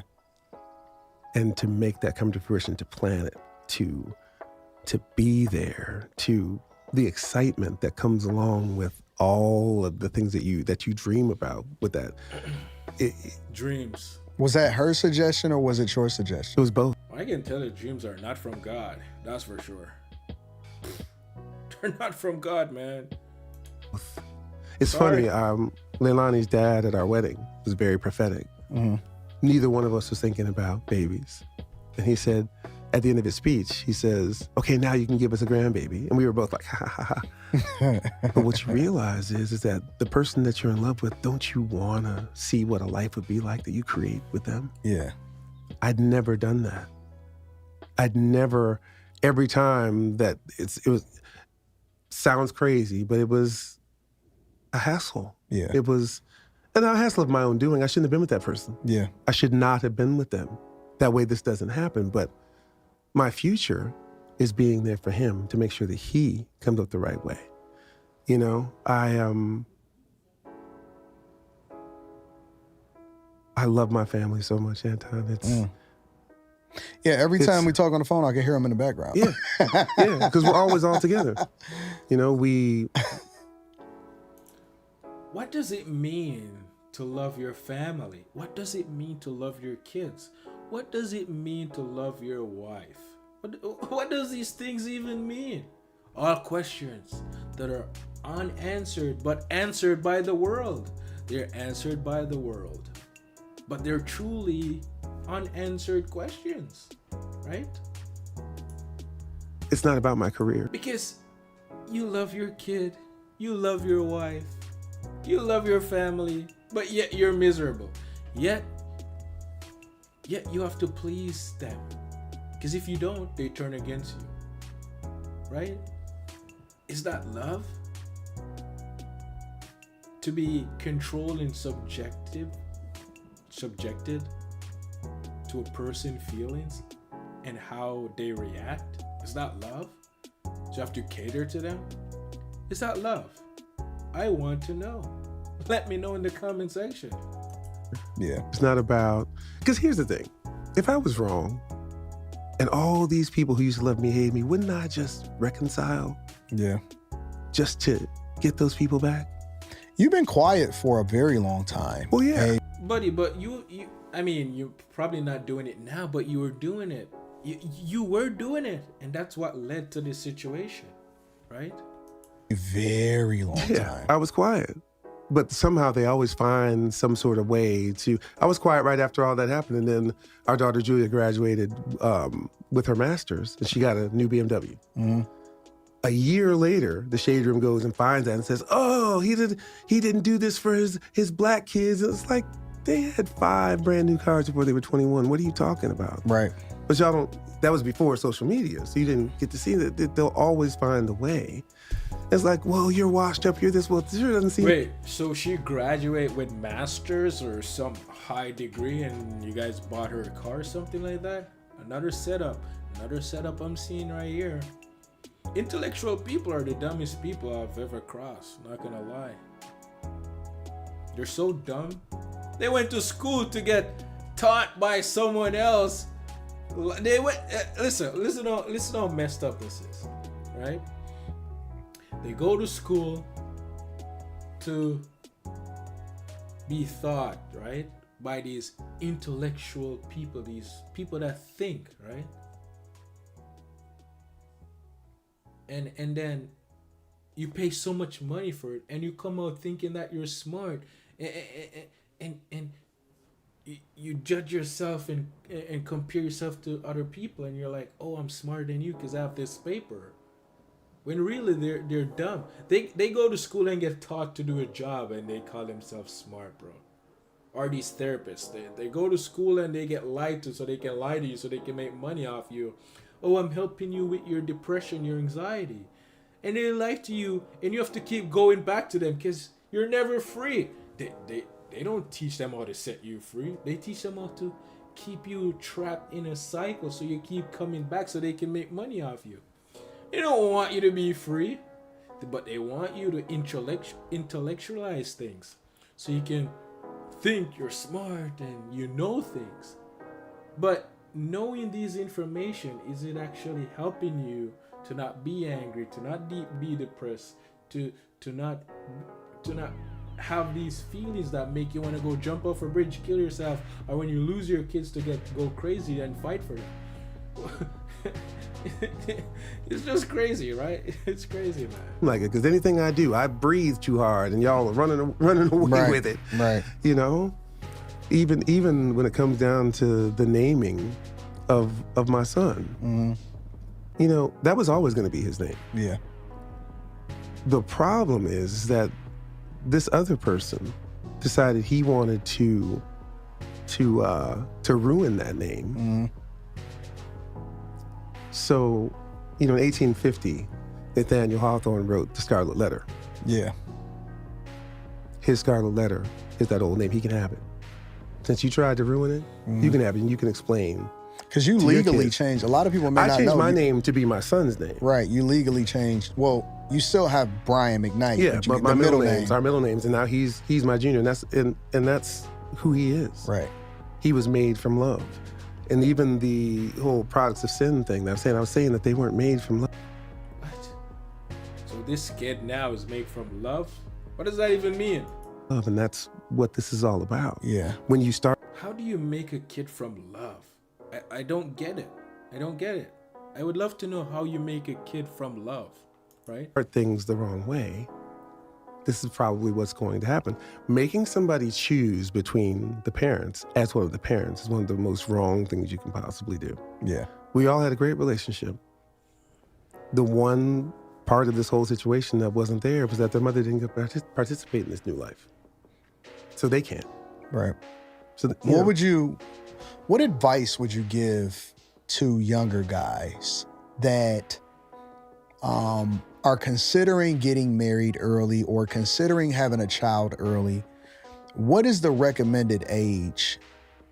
And I know it's based off of maturity, but if we just had to shoot an age out there, what do you think is an age where guys should probably start to evaluate whether or not they actually want to be in a relationship long term and if they want to have a child with the woman? I think it's some of the same things you talk about. You know, until you are financially responsible, until you are mature enough, until you meet who you deem to be that one person that you know that no matter what happens, you're always going to be together. I don't think you should be entertaining that at all. And I don't think you should be having sex with anyone. I don't think you should be out here playing the field or doing any of that, because this is the way lives are ruined. Yeah. Period. You said that something that you said in this interview that resonated with me. You said that if you had to do it again, you wish you would have been a virgin. Yeah. With meeting your now wife. What does that mean? Like, because a lot of people won't be able to really put that together, because I think that we live in a culture where Before he even answer this question, the question was asked to him, what age? I don't think he give an age. I don't think he gave an age, right? He didn't give an age, I don't think. But listen, man, you shouldn't be out here seeking after a wife. You shouldn't be out here seeking for love. You shouldn't be out here chasing wealth and money so you can get a wife and get a life. You should just be living life. Do what is in front of you to do. Seek after what is right. And if it happens, it happens. But you're going to go look for a woman. You're going to have this dream woman in your head. And when you see her, she's going to control you. And why did you get the money? So you can have a woman. You're not even realize that you're still being controlled by a woman, because the only reason you're getting all of these things and accumulating it is so you can have a family and have a woman. But guess what? You put everything else above God, and you will suffer for it. You will suffer for it. So I wouldn't recommend you what age or what. Don't even think about it. The only thing you should be, don't even try to go out there and look for God, right? Don't even do that, because you're going to have this thought in your head, and when you find God, you're going to be like thinking, oh, this is God. No. Just live your life, and everything will be made clear for you. See, I don't even read the Bible, but now and then I'll dabble in it. I'll see a couple of scripture and I'll read it, but I don't hold on to it. I don't even try to remember it, right? Because the word is already inside of you, right? It's written inside of you. So, how should I put this? Don't look for a woman, because every time you do, you will get the wrong one. You will get the wrong one. Right? First, seek first the kingdom of God in His right way, and everything else will be added on to you. That's all you have to do. So these guys out here telling you, oh, don't marry a woman. Don't marry a woman until you have your finance in put together. So what do you tell me? The woman only wants me for what I can do for her? Where's the love in that? That tells me she doesn't have love to give. She just wants to use you for what you have. And when that runs out, guess what? All hell breaks loose after that. All hell breaks loose. Because you're with the devil's daughter that is only manipulating and using you, and using her sex and her body to control it. There's literally nothing good about women. Nothing. All they do is put on this makeup to cover up the evil and the devil inside of them. So, because they know when you see them, you're going to think they're beautiful and you're going to judge them. And when you judge them, isn't that crazy to know that the evil inside of these women know that when you look at them, all you're going to see is prettiness and beauty, right? And you're going to judge them based off that, because women can't help themselves but judge, right? And because these boys or males, young males, are raised by their mother, They take on the same spirit, so they grow up judging, and you're gonna see this woman, you're gonna judge her, and the reason why you're judging is because you're judging yourself in the first place. So now you're gonna judge her, and because you judge her, you have this fantasy and this emotion rush. The thought comes, then the dreams in your head, this imagination comes, and then you get these feelings, and you're like, oh, she's the one. Now you're gonna marry the devil's daughter because there's nothing good about her, nothing. But guess what? She covered up the evil in beauty and deception, and now she got you. And now guess what? You're with the devil, and the devil drags you into hell with her. It's Everything crazy. is at your fingertips. I mean, you can go and pick up your phone and find anything you want to find at this point. You said that you wish you would have, if you would have done it again, you would have been a virgin. I would have waited because she deserves to have been the only person. Yeah. This guy's lost. He's a lost cause. He's so lost and cut in the sauce. I can't even I can't even tell you how far gone this guy is. I do agree with him that you should be a virgin. But it's not, no one in the world is a virgin now. And that's just what it is.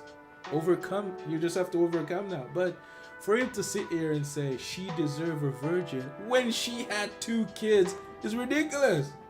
That's crazy, right? That knows me in any way. Do you think that y'all met each other at the perfect time?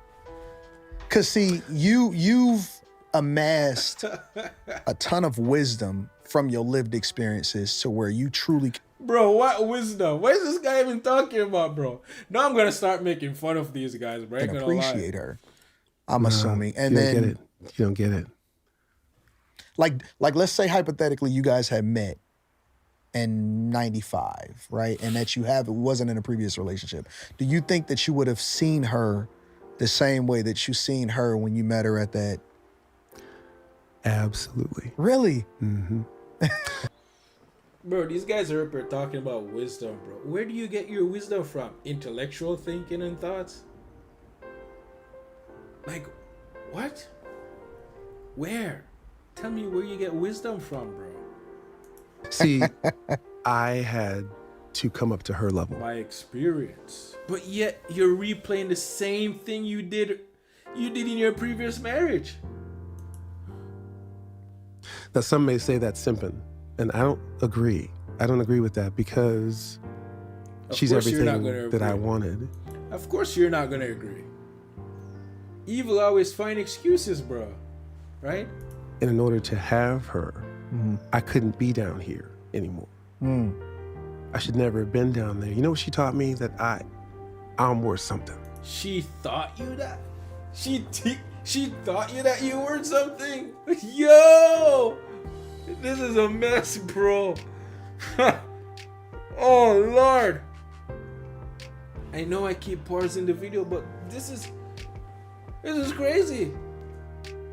She controls him. Like 90 going north. She controls him. We're looking at a male here that is married to his mother.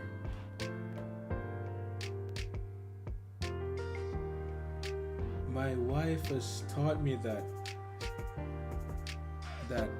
I'm something or some. What is the exact word? Because she's everything that I wanted. And in order to have her, I couldn't be down here anymore. I should never have been down there. You know what she taught me? That I'm worth something. Listen, my wife taught me that I'm worth something.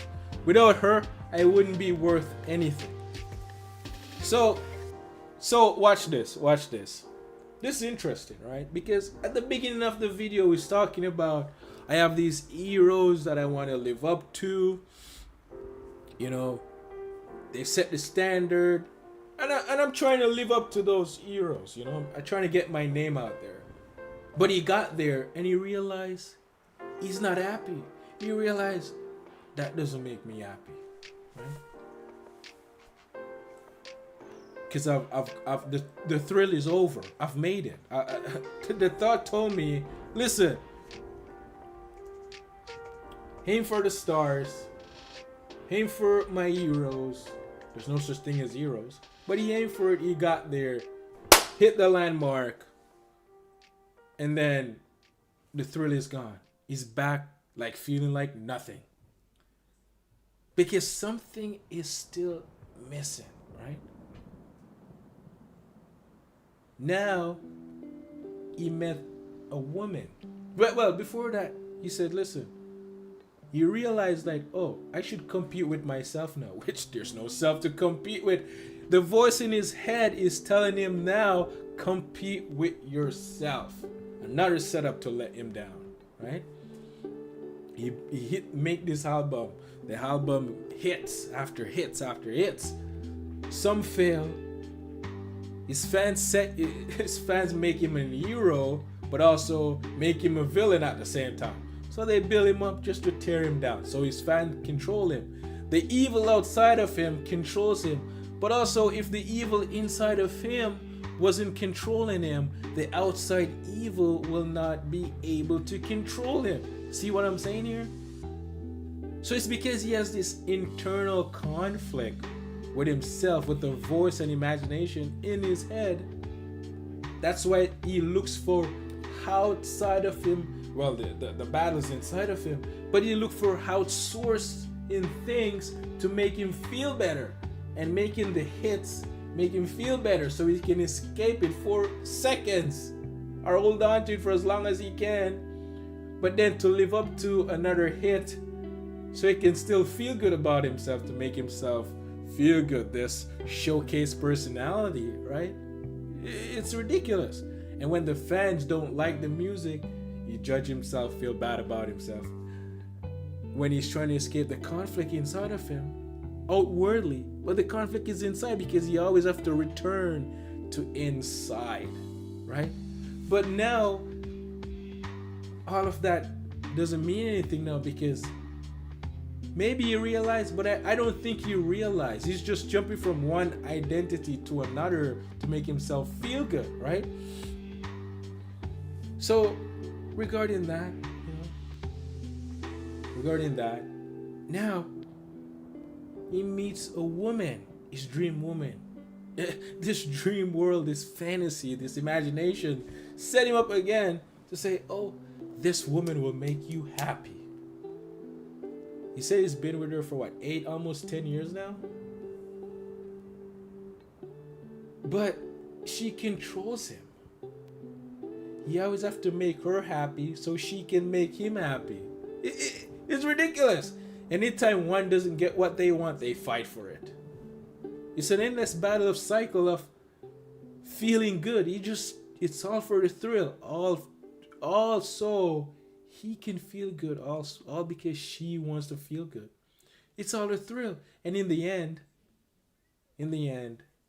there's still something missing. Because he's looking for the love of a father. He's looking for the love of a father.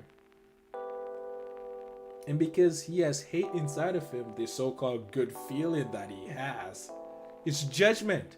He's judging, and it gives him a good feeling, which is a mess, right? It's a mess all over the place.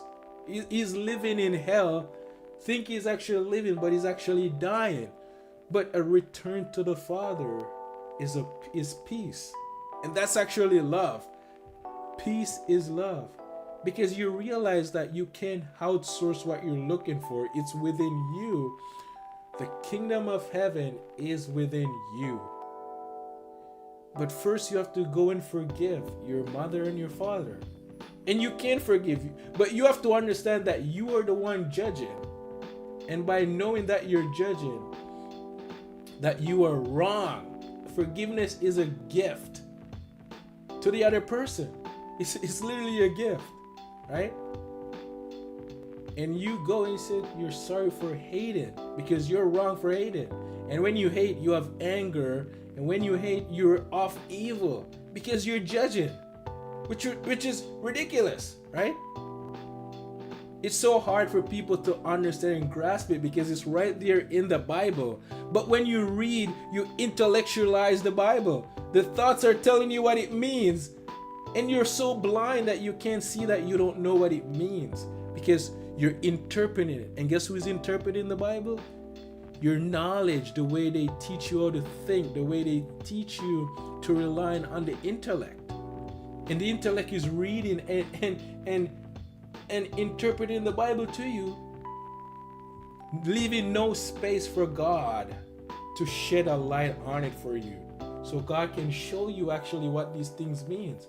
It's so crazy, man. It's the world have set us up to fail because evil controls the world.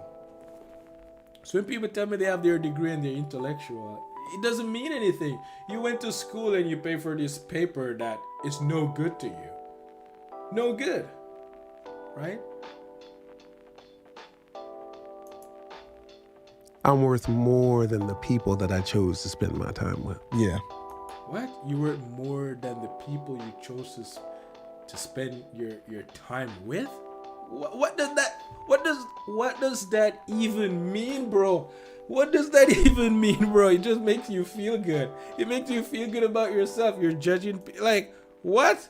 What does that even mean? Like, I'm confused here, right? And I'm having fun with this one because I guess I'm in the thrills right now, but I'm just having fun with this one, right? Know that. Do you think you would have been mentally in a space to where you could have? Let's run it back again. She's everything that I wanted. And in order to have her, I couldn't be down here anymore. The bitch said, buddy, if you want me, you gotta change, okay? He changed for a woman, bro. That's crazy. I should never have been down there. You know what she taught me? That I'm worth something. I'm worth more than the people that I chose to spend my time with. Yeah. What? What does that even mean? I'm worth more than the people I chose to spend my time with. This guy is crazy. Let me read you a passage, bro. Let me read you a passage, because this guy is cracked up, bro. This guy is messed up in the head. Where's ChatGPT? Let me grab ChatGPT real quick. You know, because this guy, he's so messed up. I understand, right?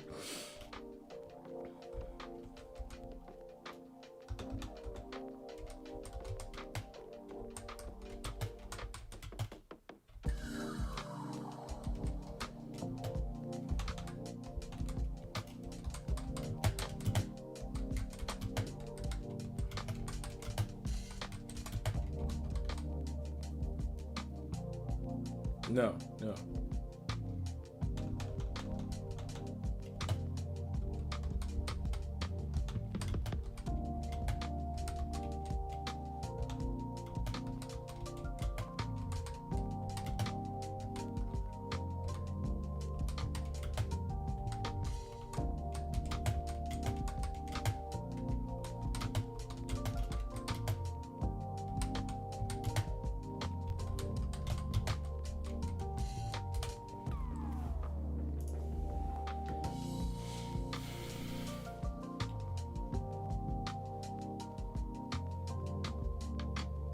Ah, here we go. And shout out to my two viewers. Shout out, because this one is so deep. But we gotta run it back. We're gonna run it back. So I may turn a clip out of this one, right? I may do a clip out of this one because this one is so clippable. It's ridiculous, right? Let's hear what he says.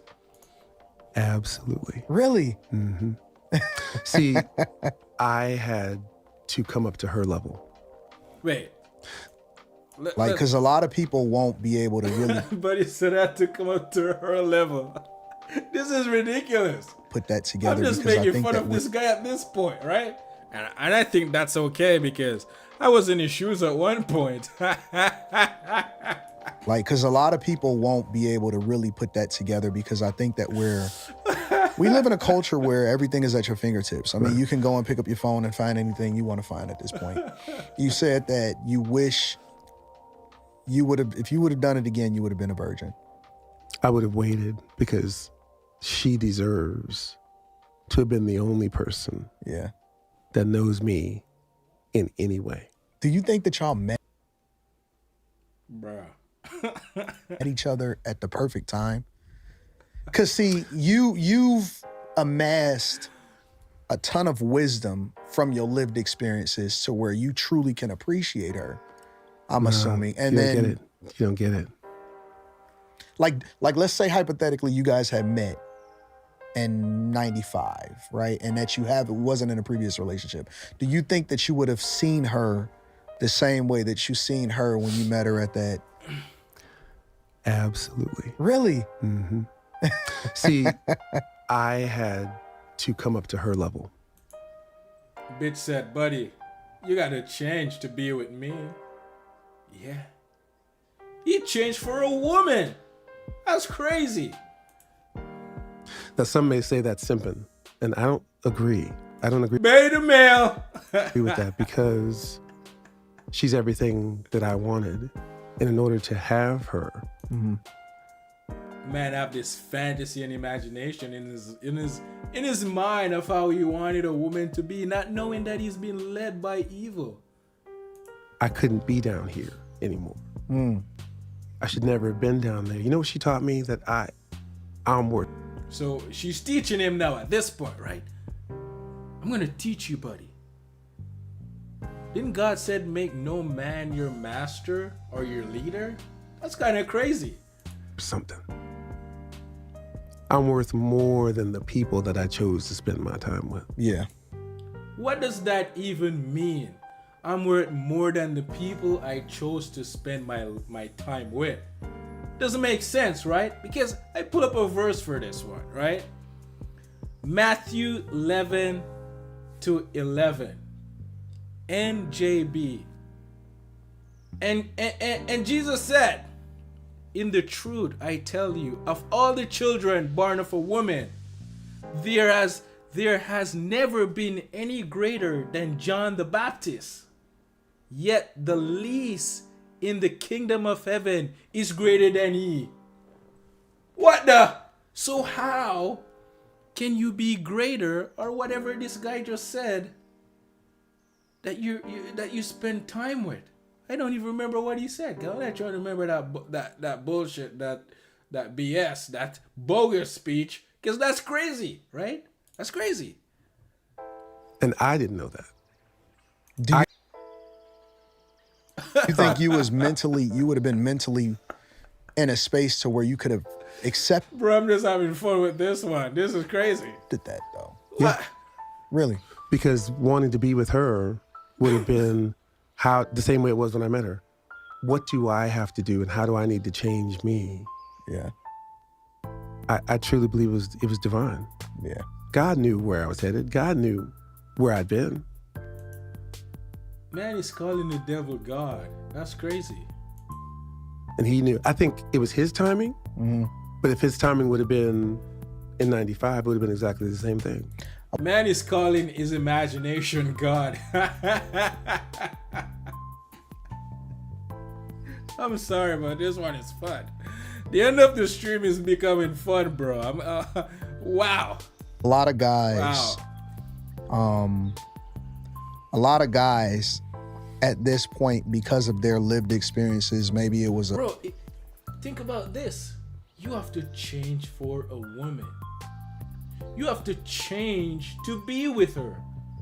What's wrong with you that you need this woman in your life so much that, let's say you're following God, is not in this case, but let's say you're following God and she comes in your life, because you're only supposed to seek for the truth, right? And she said, listen, you have to change to be with me. And you're gonna change from following God. That's what happened all the time.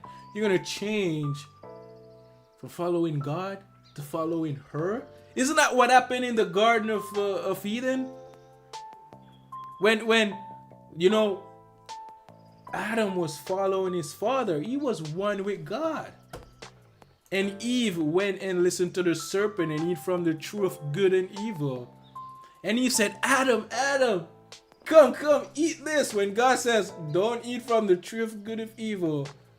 And Adam went and listened to the woman because he wanted to be with her. And he fell away from God. What are we witnessing here, bro? A man following a woman and changing to be with him. He's entering into her world of evil, her world of feelings and emotions, her world of thinking, her world of imagination. How can two females be together when both of you are emotional? How does that relationship work? I mean, it works because you have to pander to her until you stop meeting her standard or listening to her. All hell breaks loose. Bro, this is crazy. A divorce that they went through, or battling back and forth when it comes to custody and family court laws and things like that. A lot of guys have pretty much sworn off ever getting themselves into that type of situation again.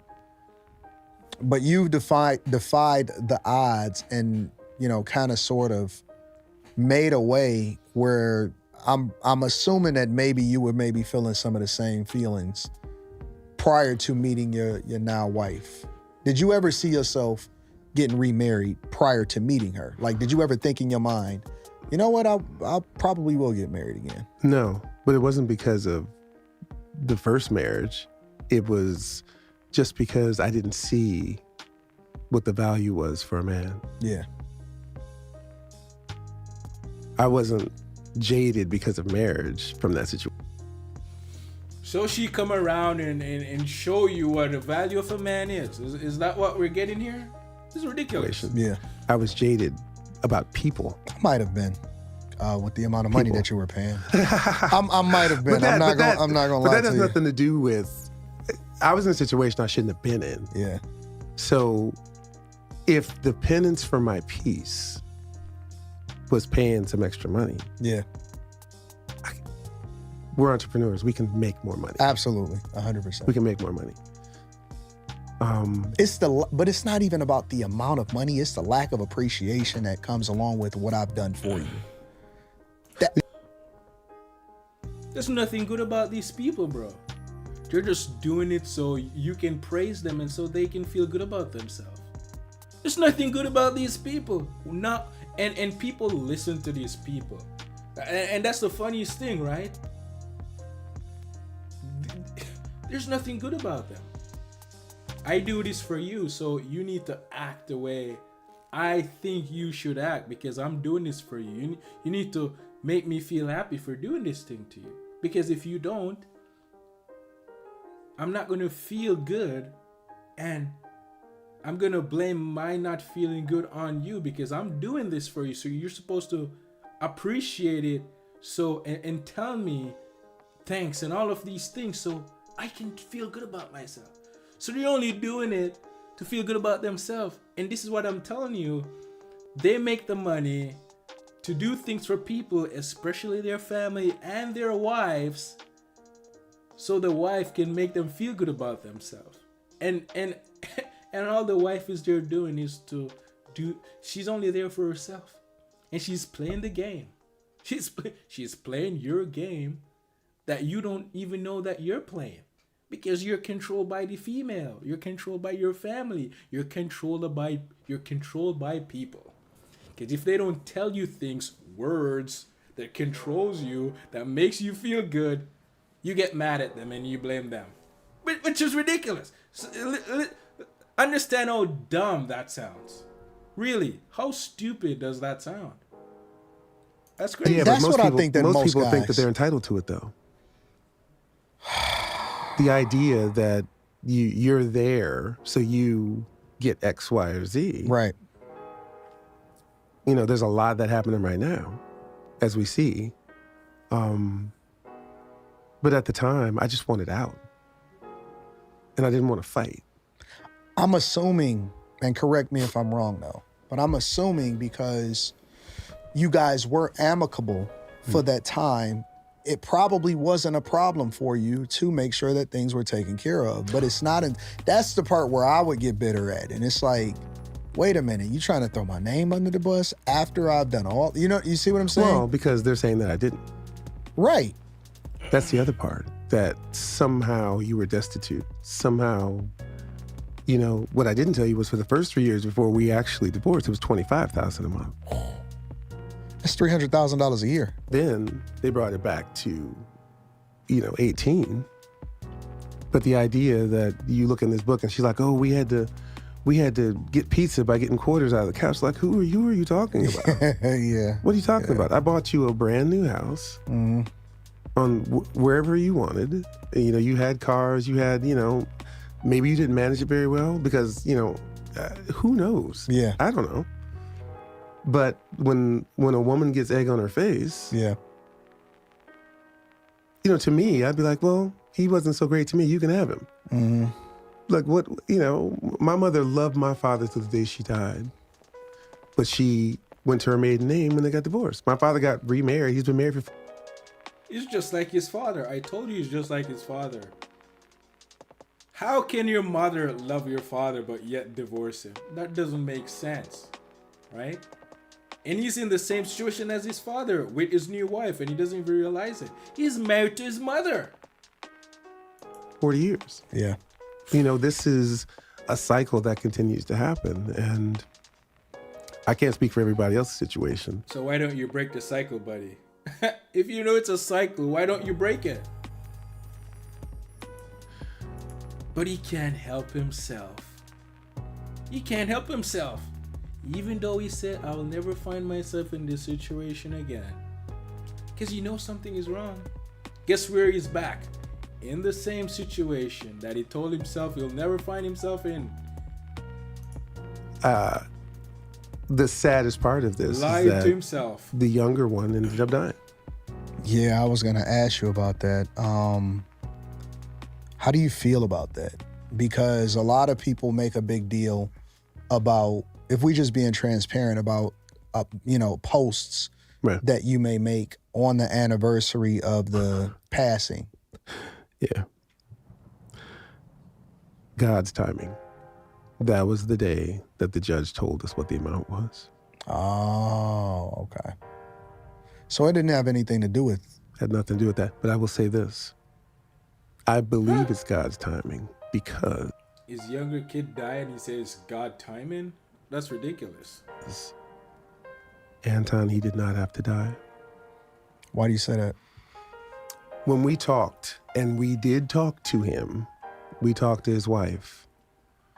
We got to go back. So Wait, what? earlier that year, that May, he's on the Shade Room. He's saying things like, oh, now remember, they've lied on me, Yeah. but they continue to double down and triple down on the rhetoric. If my dad needed this, I wouldn't do this for him. He's dead to me, blah, blah, blah.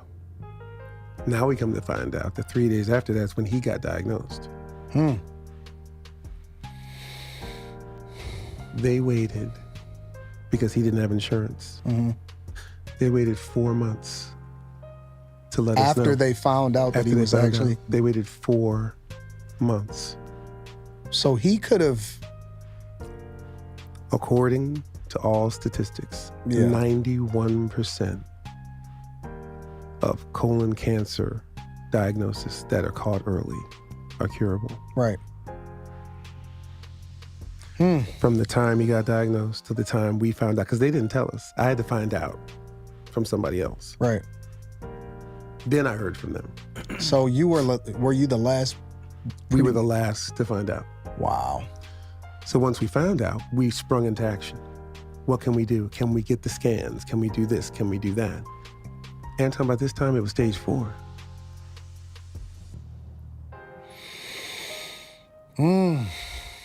That's crazy. Stage 4. So you've lied on me. Right. You don't come to me. In my opinion, they martyred him so that they could keep this going. That's deep. That's really deep. That's what I truly believe. Yeah. Interested. So it has nothing to do with God. Nothing to do with God timing, nothing more than his family. Use them, get him to be angry, and they use him as a pawn to get money. That's what happened here.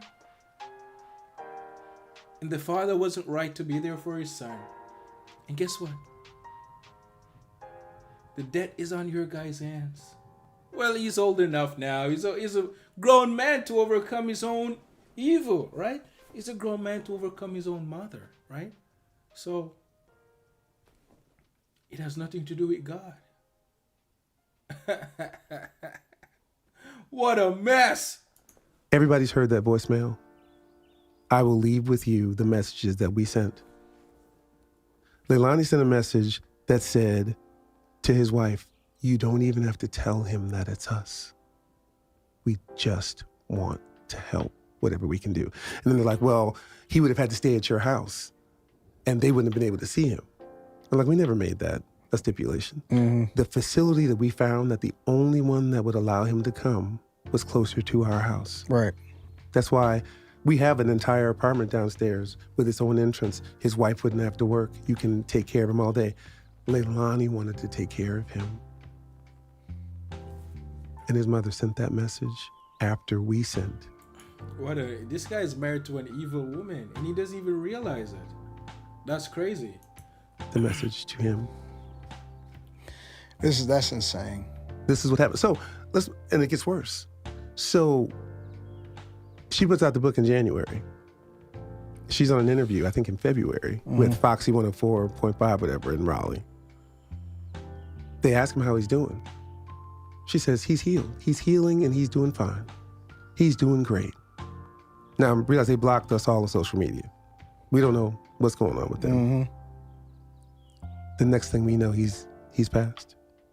Wow. That message that I played for everybody was 20 months before he passed away. That was not near the end. It was still when something could be done at the very least to make him more comfortable. But you see, they ran out there immediately and said, he never spoke to him. He didn't come to him. Here's all these messages on Twitter. I deactivated my Twitter 4 years ago, something like that. I don't know. They didn't tag me. Nobody could call. Everybody's got my number. So they could say, he didn't even, I didn't know. Yeah. Last I heard, you said he was doing great.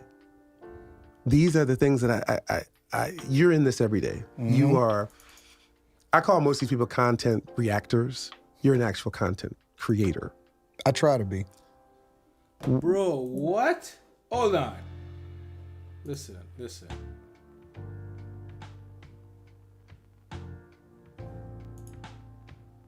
Wait, what? Hold on, let me pause the stream for a little bit, bro.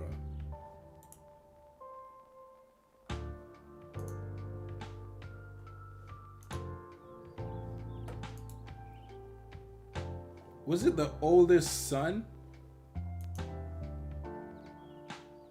The one with the dreads, right? It seems like it's the one with the dreads.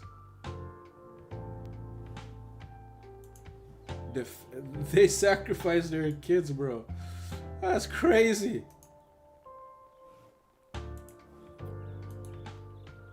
It's the oldest one died, bro. He looks so feminine, bro.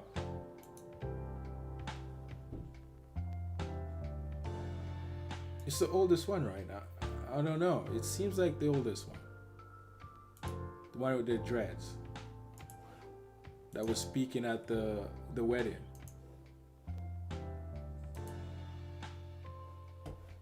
Or maybe I'm tripping. Or is he the youngest one?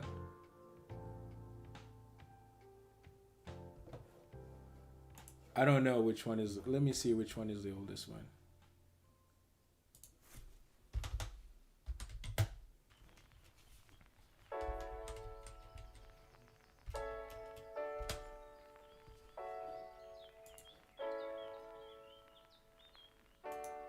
Nico. Wait. He was 32?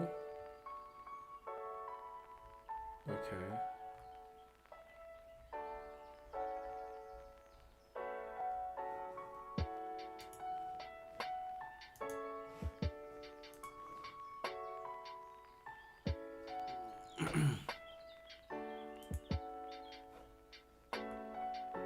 So he had dreads at one point, right? So it's the youngest one. I can't even tell, bro. I don't know. But one of his son died, right? One of his son died, bro. And he looks so gay, bro. What a mess. He has his nose ring and all. I'm like, that's crazy. It's crazy. Is no one interested in the truth? Is no one actually? We sit back and we look at this and we have to laugh at it. It's crazy. Yeah. I think that the world is kind of gone crazy. When I see everything that's happening today and how when I see that people are not even open to the truth, that's what I think that is important about my platform. I try on a regular basis to be as objective as possible so that I can have a real conversation about what's really going on. And that's whether we're talking about relationships, popular culture, whatever. And what I found is that most people are not interested in the truth. Most people are more interested in being entertained. And so a lot of times the narrative, I'm not even gonna say the lie, but any narrative that somebody comes up that seems salacious is more interesting than the truth. And so that's probably why people are more focused on that. People that don't even know or, may not even be remotely interested in understanding what the truth is, that's what I tend to think that they lean towards is the entertainment. Because even if you start to pay attention to the stuff that they look at or that they post on their own platform, it's all based off of, that's why a lot of these platforms exist. That's why a lot of these vlogs exist. And it's not necessarily to tell the truth, it's just to be entertaining. But very few of them are doing as well as you are. So yeah, that's true. Well, I take a longer term approach, and I think that that's why we have the relationship that we have, because we weren't even focused. Like, this thing kind of happened spirit of moment, right? But we weren't focused on that. I call you and I say, hey, how's it going, man? Right. You doing? You need anything? And I appreciate that. And then you call me and say, hey, is everything good? You need anything from me? And that's the dynamic of our relationship. I get mad when I see dudes out there talking bad about you. But I'm used to it. I yeah, send it to you. You do. And I'm like, why? Because here's the thing. Why can't we sit and talk about it? Yeah, I agree. I send a message to Joe Budden's podcast. Crickets. Nothing. Mm-hmm. But who's that Mark, the guy, the political Mark guy? Lamont Hill. Let me tell you something. I'd destroy that dude. Yeah. I would destroy him. Not physically, but in I a understand debate. what you're saying. Because you don't even know me, but you call me an asshole? Yeah. Well, I look at Mark Lamont Hill. There's this segment of people that are what I like to call, they like to champion themselves as intellectuals, right? And that they truly believe that they're smarter than everybody else. But I don't really believe that because I never see the results. Right.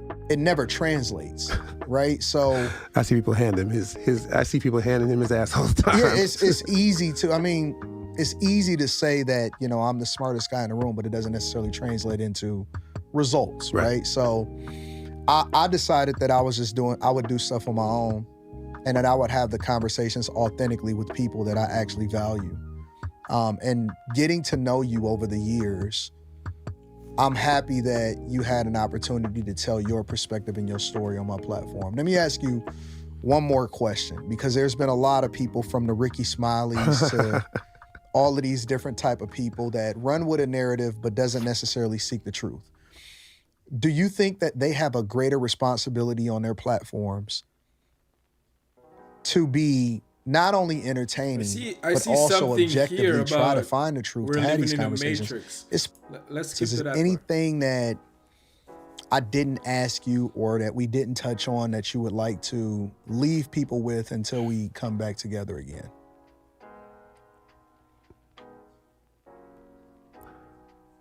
As a songwriter, as a lover of literature, because I come from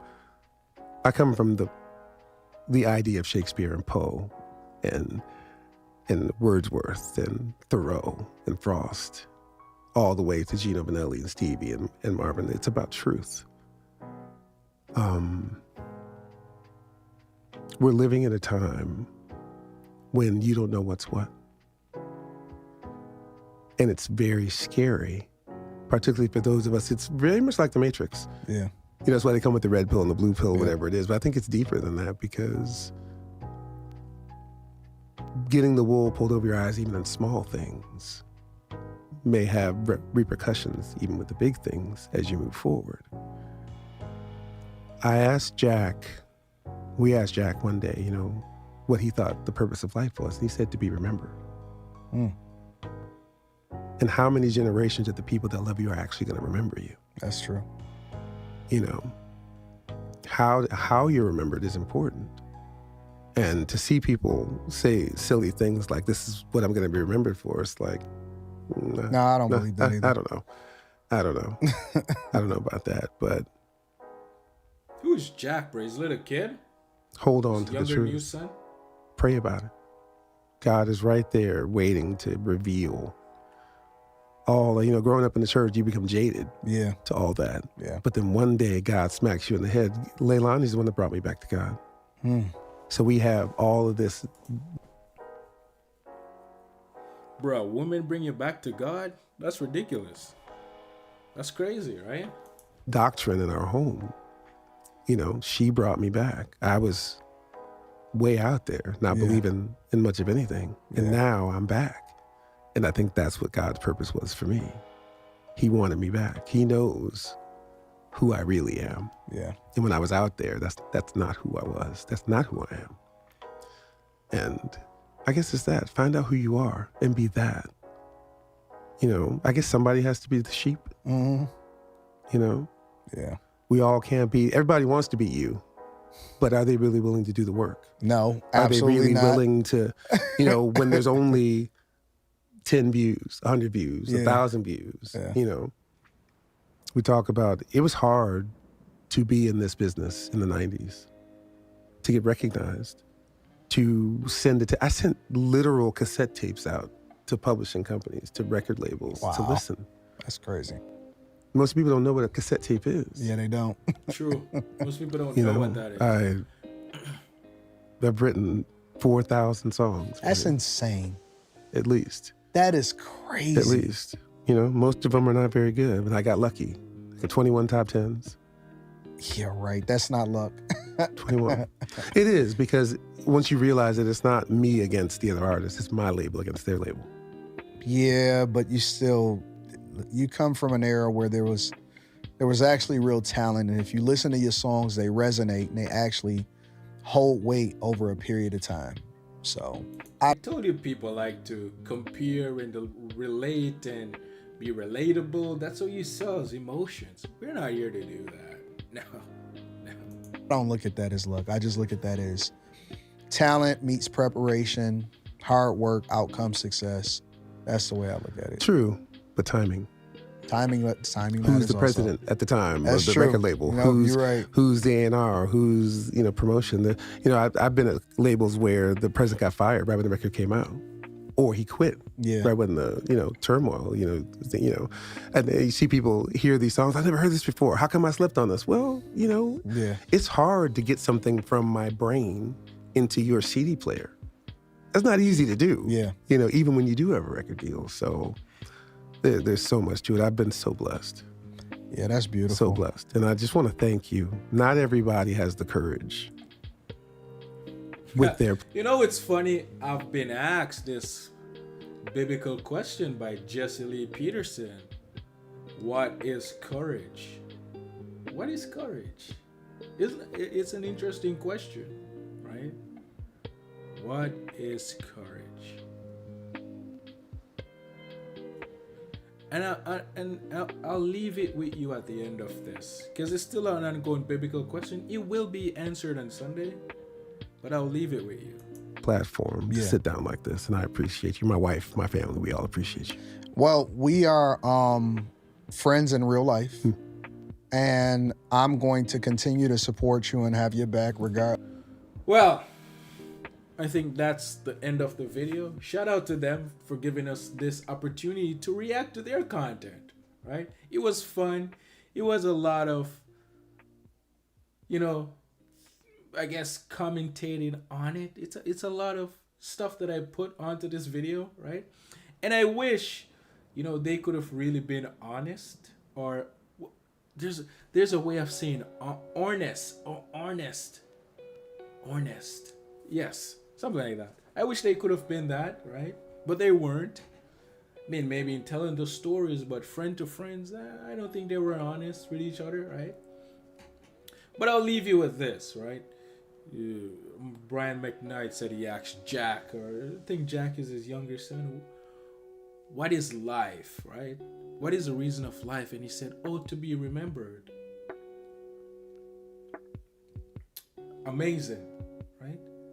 But the reason for life is God gave you this life for you to experience things, right? But the main reason is for you to live. And the way you live is returning to the Father.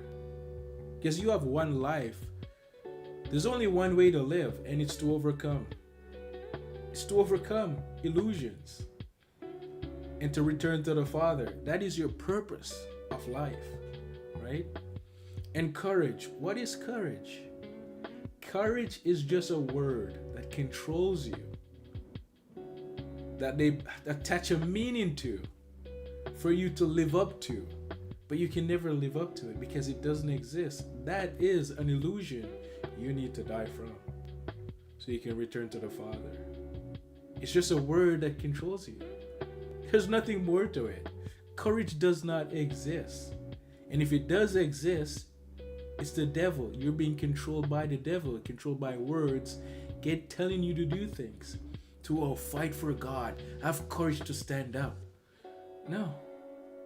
That is the devil talking to you. You will see what to do. You will see how to deal with people. You will see how to be an example for people. But don't think about it. It'll just be shown to you. There's no such thing as courage. You think Jesus had courage? No, he was just doing the will of his Father. What courage are you talking about? He's just doing the will of his Father. There's no courage. It's being led by good, which is God. Like, ridiculous. But courage is a name of a cuddly dog.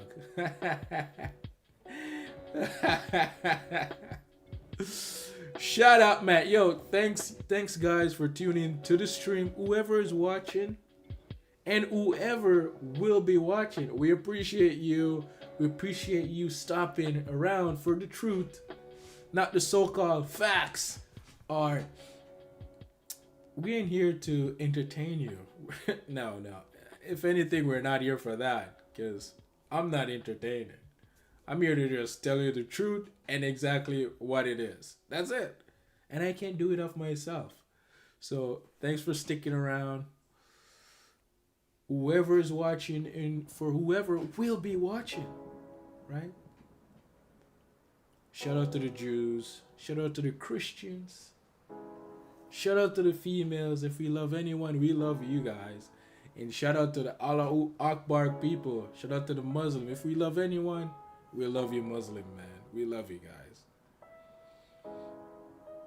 And peace in the Middle East. And if not, at least in your hearts. But guess what? A lot of people don't want it, so who knows? Shout out.